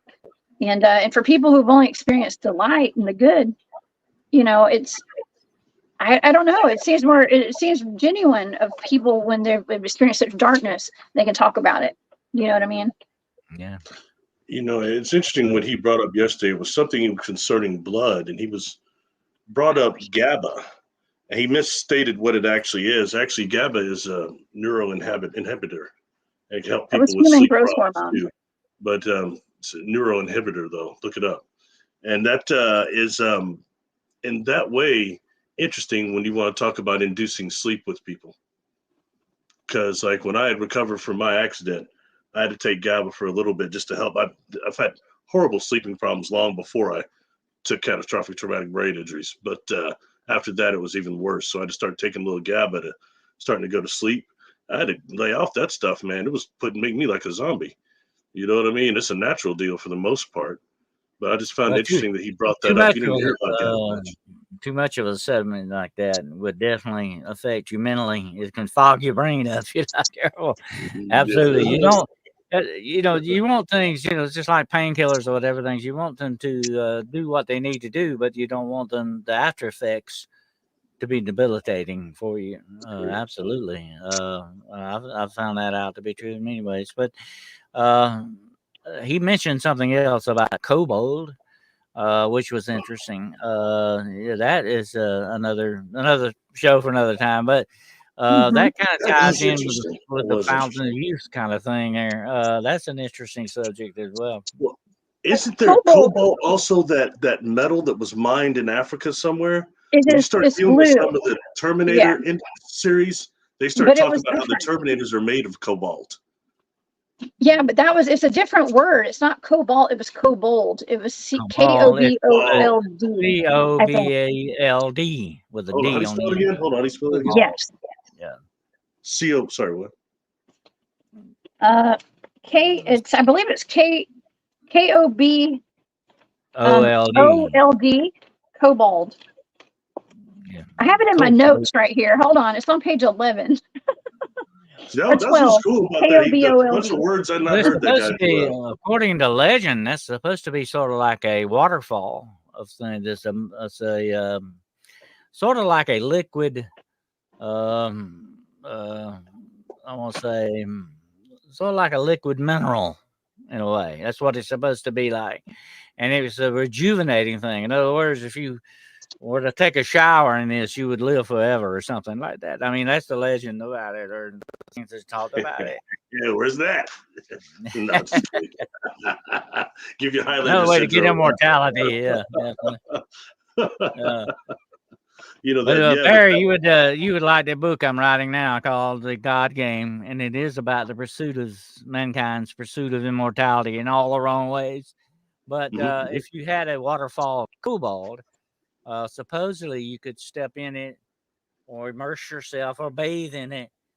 You supposedly rejuvenate, just like Doctor Who, in a way. You rejuvenate into a better person or something like that. But that's a legend on it. If that stuff it could be true. I mean, I'm not saying it's not true, but it is a legendary type thing.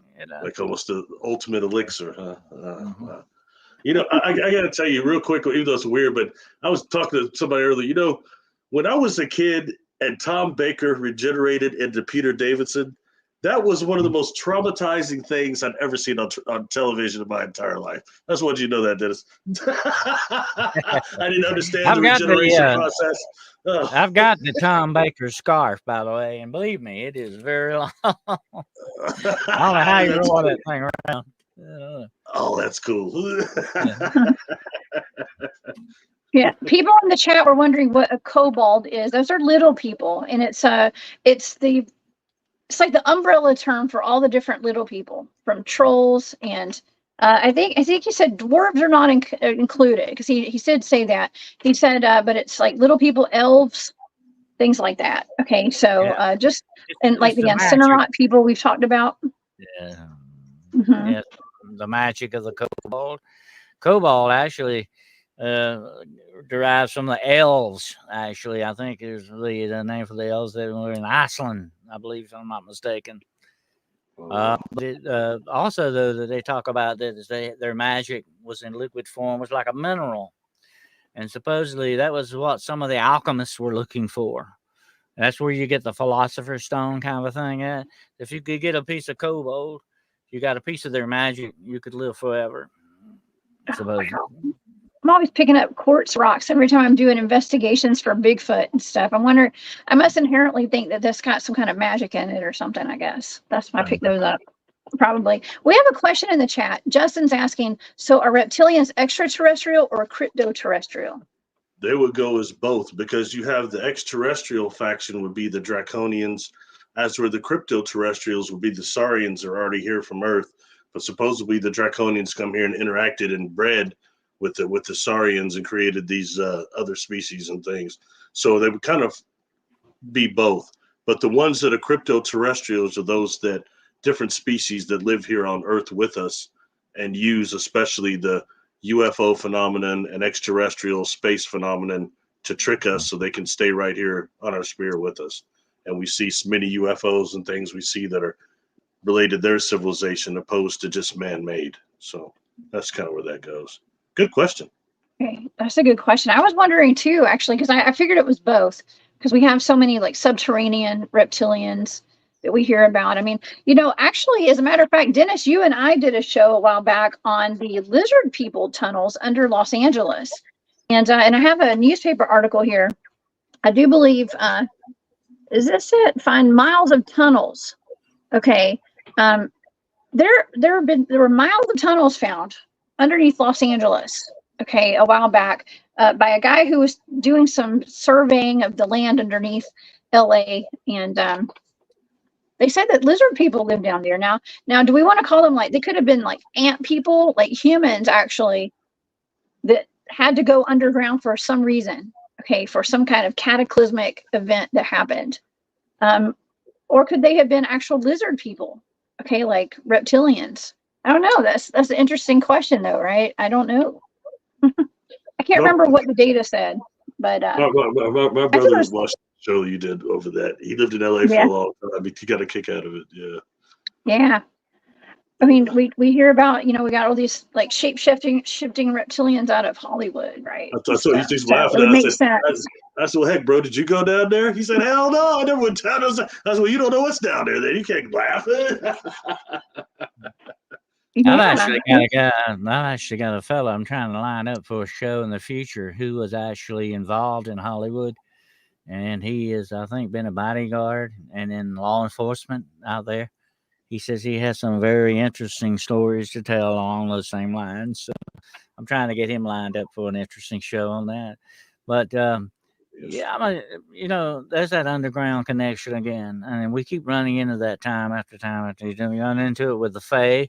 You run into it with the Reptilians, so on and on. I'm sitting here thinking, I know Barry is. Ask you a question quite right quick, Barry.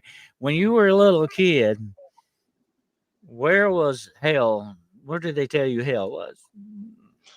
In the inner earth, down below, in earth. Everything keeps going down. The middle of the earth and you burn. Yeah. Everything keeps going down for a reason. And I think, when you run into a road sign, it's there for a reason. Okay. And I think our road sign keeps saying underground to us, and we need to pay attention to that. Because I'm going to tell you what, if I went to an unknown planet and I really wanted to control that planet, I wouldn't control it from the surface. I'd do it from inside. Well, that's the perfect way to do that when you think about it. And this is what I was told what the devil looks like right here. Yeah. So that was a demonic. The serpent. That's so demonic looking, it's not even funny. I mean, that looks very demonic. And that's why I say says that's where the image of the devil comes from, is from that Shatari. Those Shatari. And I don't doubt it at all. You know what I mean? And when you start dealing with the eating people, and that's the first time I had heard that, and the amount of energy they get from that, that's when I did mention that's been going on a long time. The eating of people, the cannibalism of that. And these things, supposedly indulging in human flesh, drinking human blood, taking human energy. Boy, we are a storehouse for these guys. You know what I'm saying? We are number one. We're prime on their list, unfortunately. If they can get all that from one species, they're doing pretty darn good. And having figured out, realizing, and this isn't just me, this is people working the field will tell you the same thing. That I mentioned the oversoul, our higher self, whatever you want to call it, is predominantly, it's positive. It's very love oriented, and it's a whole nother thing. And if that was really the way this planet went by our higher selves, opposed to this loosh farm, whatever you want to call it, it was to be a whole different planet. It would be much more type 1 civilization than it is now. I mean, that's another reason we don't have telepathy here. Telepathy was eradicated long ago, because then you can't lie to people like you do right now. You come upon these murderous people. Somebody just mentioned serial killers. In my city, my home city, it was one of the notorious serial killers in history was caught. And in fact, it was suspected that he even killed a friend of mine, or their whole family.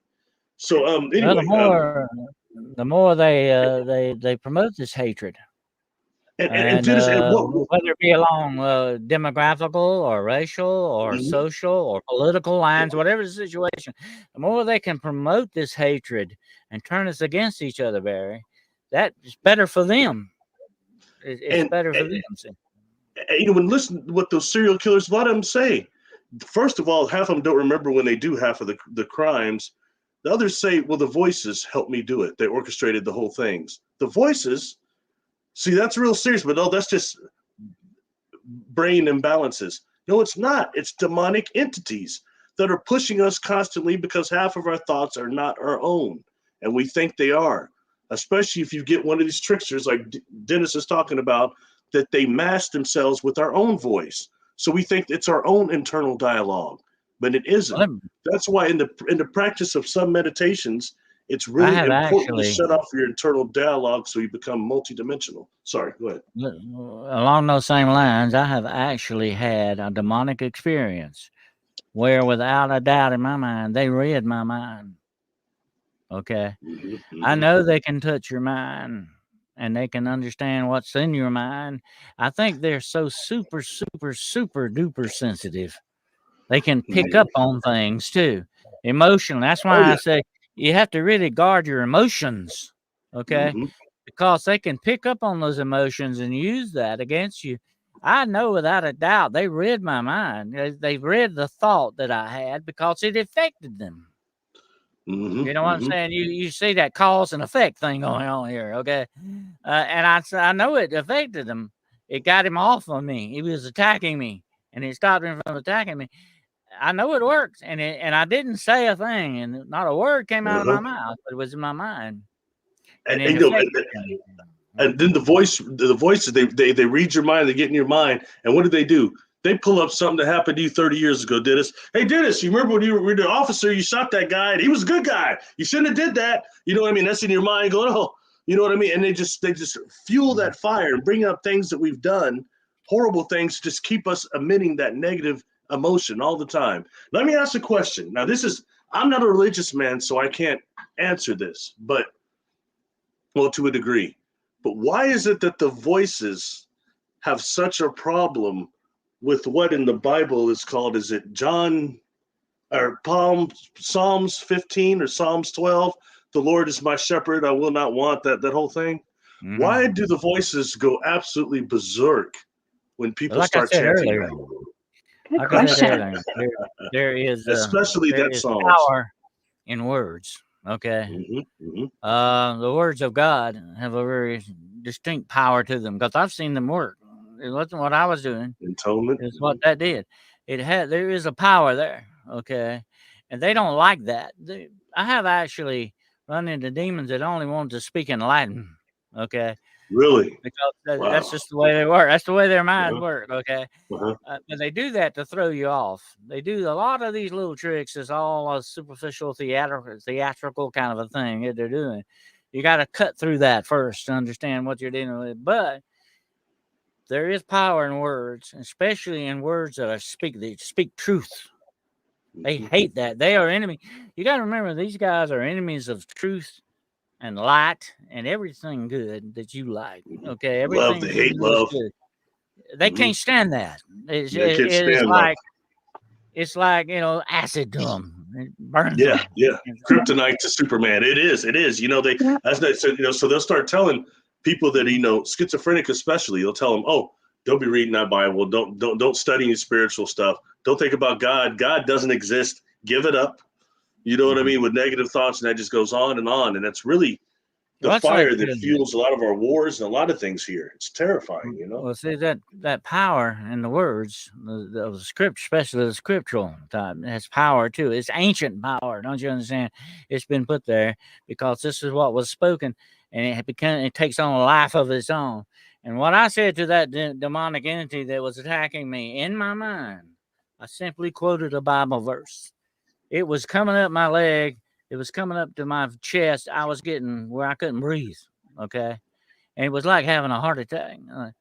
And all I said in my mind was, greater is he who is in me than he who is in the world.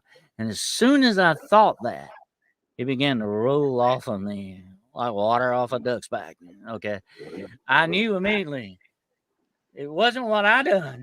It was the words that had that power and effect. Yes. And maybe faith. You had a little faith in there too, maybe. A lot of faith. Yeah. I've heard from some whistleblowers that before they could go into some of these deep underground military bases, they had to agree not to say Jesus Christ. When they got down there, they could not say Jesus. I heard that. You Yeah, know, and that's you know, interesting. Very interesting statement. Yeah. and some of these crossings of earthbound spirits that come out of people, and like I said, these are ones inside the energy field.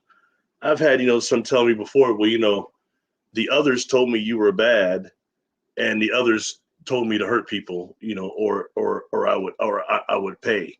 I pay by like going to the pit or something. They'll call it like that. But what is the pit? It's somewhere real dark where they can get at you more, even than here. And a lot of the earthbounds talk about this fear, this darkness that surrounds them once they didn't go into the light. All right. So that I think is very serious when you're looking at some of these entities that are setting us up when we're earthbound spirits by telling them, hey, you don't have any light anymore anyway. You can't see it. You don't have any light, and God doesn't exist. So you better hurt people or it's going to just get worse. And then they become henchmen for those of us that carry earthbound spirits and are natural empaths. That's very serious. And then you can work with them and get them to think about the love of God. Then they start seeing the light. And you can ask, well, I thought you said they told you didn't have any light. They might get mad, but they'll cross over, You know where that pit is, don't you, Barry? That pit is another dimension. Is it an earth? That's what that is. That's where that is. And I'll tell you this, it's very much like the movie Constantine, okay? Hell is probably right here with us, and we just can't see it, okay? Because it's another dimension. It's that step over from where we're at. There may be thousands, millions of realities like that around us that we don't know about. But some of these beings know that, and we don't. That's where their power lies, and they're able to change and walk or step through these realities. Somebody asked me not long ago, do I think reptilians or any of these so-called ETs come from other galaxies? No, I don't think so. I think they come from other dimensions. And I think that's the way they travel, and that's their home base. You want to put it that way. And I think a lot of times we got to understand that. And one more thing about this spiritual thing. They are connected more to the spiritual than we are as human beings.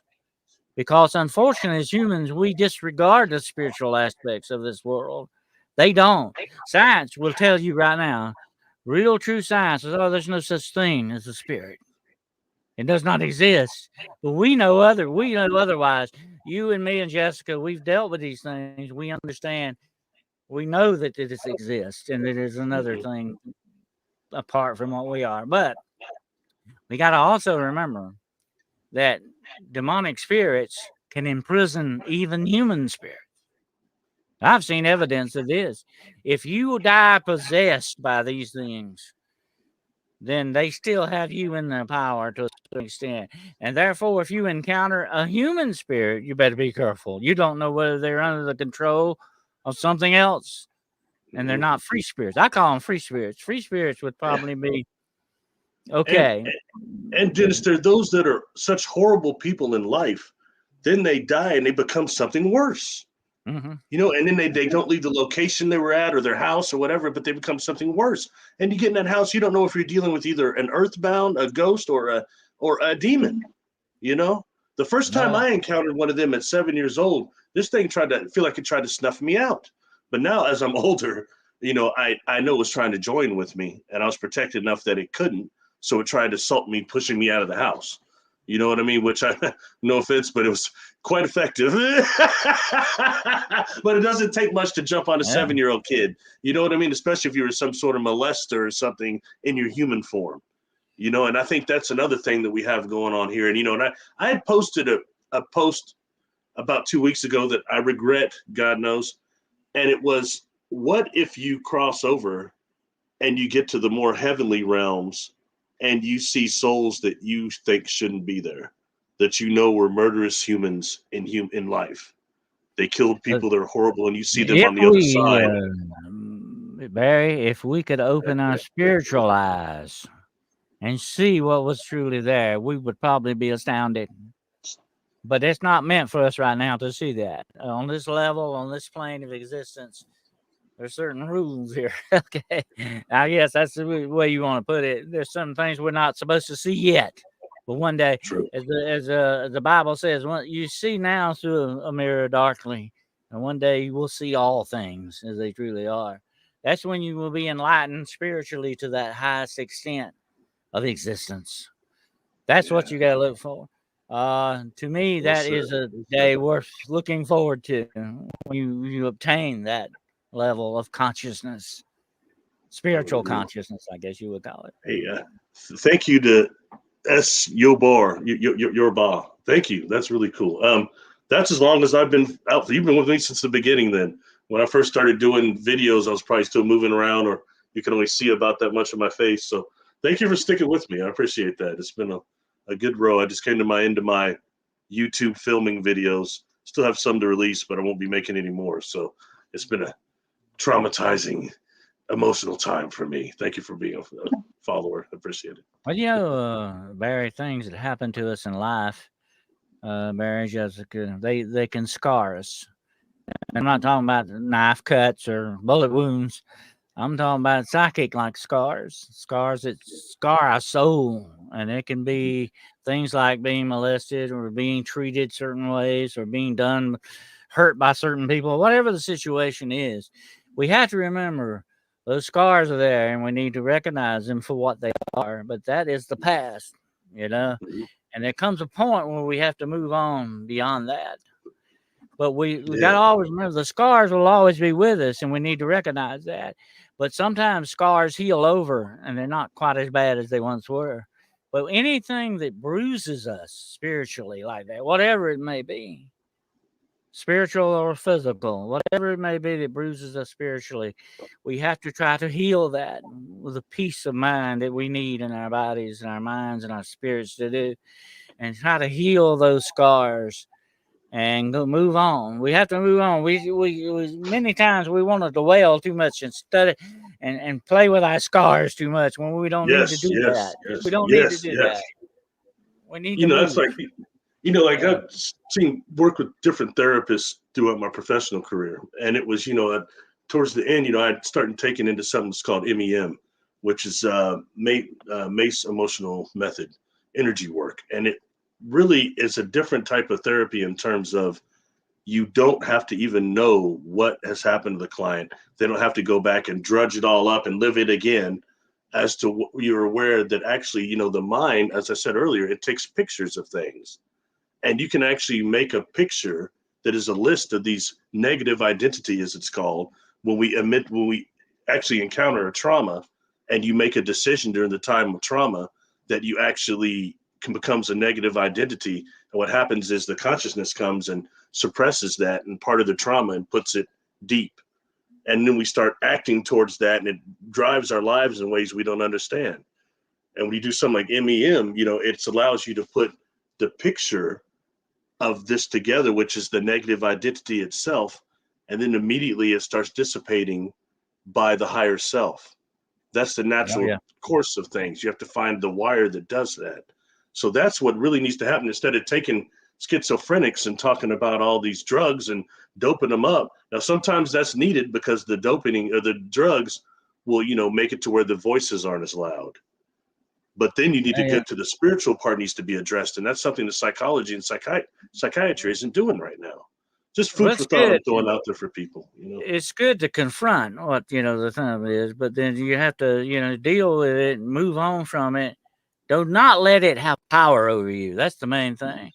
You cannot let it have power over you, whether it's psychically, spiritually, or physically. And that's why I say a lot of people in certain relationships, they let people have power over them, and that's not the way it should go. Okay, you don't want to do that, but you want to get away from that. You want to be free from it as much as possible, and that will make you a much better balanced person for doing that. But you have to move on, definitely, and you can't dwell. And it's like I said earlier about words having power. We give that power to these things. We give life to these things. If you met me and you said, well, Dennis, all he ever does is go around talking about hatred, all his hatred. You begin to say, well, that's all Dennis is. It's about hatred. That's all he does. So I'm giving hatred life, and that's not a good thing. We should never give negativity power or life. You're right. It's the energy. We give it the energy, and it becomes, it becomes alive and materialized. That's how those negative entities, they start generating these negative thoughts in our mind, or as my old boss used to call it, that's stinking thinking, but I mean, but that's what it really does. And then they start getting enough energy to use your own pineal gland as a wormhole to start manifesting out here and create this. Then they start creating things that makes your life difficult, or creating cracks in your shielding, these little cracks. So then they can get somebody, getting somebody, and go directly for your heart chakra. That's the most effective way. I've counseled a lot of people with that, Barry, and they say, well, I give them that answer. You don't need to acknowledge this thing. You need to take power away from it. Don't feed the beast. Okay. And they could look at me like, oh, you crazy. What do you mean? You don't pay attention to it, but it works. Because, and I say this about the positive thoughts, okay? I'm not going around talking about positivity is not going to solve everything in this world, okay? No. Far from it. But if you develop a positive outlook and a more positive life, you develop a screen around you, okay? You find that inner peace that fuels this positivity, okay? Not because you won't go around thinking, oh, it's a beautiful day and the sky's blue. That's okay, but when you develop this peace within inside of you, it strengthens that positivity, and it puts up those shields like Star Trek. It puts up that barrier against this negativity. This, no matter where it's coming from, whether it be reptilians or the news or whatever the situation, you need that. You need that for your own well-being and survivability. That's right. We need that full armor of God. Is what some people call that. And and speaking of feeding the beast, okay, Caleb Jade is in the chat. Hey, Caleb. Caleb is who I had that wonderful conversation with yesterday, which inspired me to have the show today, Caleb. Thank you so much. What a wonderful show over on Aquarius Rising Africa, you guys. If you missed that, the link is in the chat. I saw Cryptiville and Maureen, they've been posting it, and some other moderators as well. So thank you guys for posting the link to that. And Caleb, we have been talking about, I don't know how long you've been here, okay, but we've been talking about the reptilians today. That you and I did discuss yesterday. So what a blessing, man, to have everybody here today. This has been such a great show. And Caleb says, I will share the Raphaim images next time. So wonderful. That's awesome. I can't wait to talk to you again, Caleb. That was a wonderful show yesterday. So, and I want to thank Dennis, you and Barry too. Thank y'all so much for being here. I know we've hit the 2-hour mark, and Dennis, you have a show tonight, so I'm not going to hold you up for much longer. And so I was going to ask both of you guys. Let's start with Barry. Barry, where can everybody find you today, or find you? Tell us about your YouTube channel and your Patreon. God, I'm glad I didn't look at the chat, man. These people are killing it. What a great chat. Sorry. What? Yeah, I'm sorry. I was just saying, let's tell everybody where they can find you. Barry YouTube Littleton channel. on Patreon. Probably coming to an end of Patreon, but on YouTube, Barry Littleton too. Please come over to YouTube, subscribe. If you do, please check out the playlist and hit the bell. Even if you're already subscribed, hit it again. And I'm going to try to put a little bit more out before I give up on YouTube. So, peace. Perfect. Yeah, be sure to hit that subscribe bell, or that bell for the notifications, because I've been having people telling me that they've been unsubscribed to my channel by YouTube. So y'all make sure you're subscribed. I know please make sure you're subscribed, everybody. Just double check on that. And Dennis, you have a show tonight, and I can't wait to be there. I'll be there in your chat. Tell the audience about your channel and your shows. Tonight we'll be doing the shadow behind the shadows. Sort of the atmosphere of fear. I'll be talking a little bit about that tonight. And Friday night at 9:00 p.m. Eastern Standard Time will be Paranormal Point of View. And then Monday night at 9:00 Eastern Standard Time. All my shows are 9:00 Eastern Standard Time, p.m., 9:00 p.m. We'll be doing The Road Less Traveled with my good friend Gerald Fountain. And hopefully this time next week, I will be interviewing Mr. Dacre Stoker, the great-grandnephew of Bram Stoker, who wrote Dracula. I'm hoping to have him on my show with my friend Gerald. We hopefully will be interviewing him on Hunting the Shadows. Oh, I can't wait for that. That is right up your alley, Dennis. And vampires, demonology, werewolves, all that stuff. I just, if you're putting something out there, I'm watching it. Okay. For sure, because I always learn from both of y'all, both of you, Barry and Dennis. Thank y'all so much for all that you do and all the contributions you've made to the paranormal fields and cryptid fields, the UFO fields and spiritual field, everything. It covers it all. So thank y'all for being here. And do y'all have any final thoughts on what we talked about today? Dodging. In this field, I'm too busy dodging arrows all the time, man. Yeah, me too. Like the Flash, you know? Me too. No, just thanks for everything you do for having me on again. Thank you to the audience. I saw so many great comments. I'm sorry I just wasn't looking over there because I get distracted. So, but thanks, Dennis, too, for answering my questions, and much love to everybody. And I think that staying on this path right now is more important than ever because there's a true battle between light and dark, and that really is what it is, good and evil, and it's becoming to the forefront right now, and people are choosing sides, and be aware of that. We're given the choice right now. That's 100% real. Yeah. Any final thoughts, Dennis? I agree with what Barry says, 100% on that. I think we need to keep those shields up. We need that full armor on as we walk through this world, and who knows what we may encounter. Okay, but whether they be reptilian or whatever, I think we need that armor, and we need to be aware. We need to be aware of our surroundings, and we need to try to balance ourselves spiritually, emotionally, mentally, and physically as much as possible, so that we will be stronger people for that. Absolutely. I want to thank you both for being here. You're my cohorts in crime here. Okay. And it's been very enjoyable. Thank you so much. Well, thank you, Dennis. All right. Thank you guys so much. I want to thank the entire audience for being here today, for my live chat, for all my moderators, my channel members, my Patreon members, everybody. Thank you for all the super stickers and just for all your energy and your love and your support. We appreciate y'all, and y'all make the shows even more interesting when we pull up your comments and stuff. So big, huge thank you to everybody. And please come back and see me tomorrow night for my remote viewing show, 8 p.m. Eastern. And Dennis, we'll see you tonight at 9 p.m. over at Hunting the Shadows over on YouTube. All right, everybody. Have a wonderful day. Please protect yourselves. Keep your head on a swivel, and take care, everybody. I'm sending all my love and light. Thanks, everybody, for being here. And we'll see you later. Bye, y'all.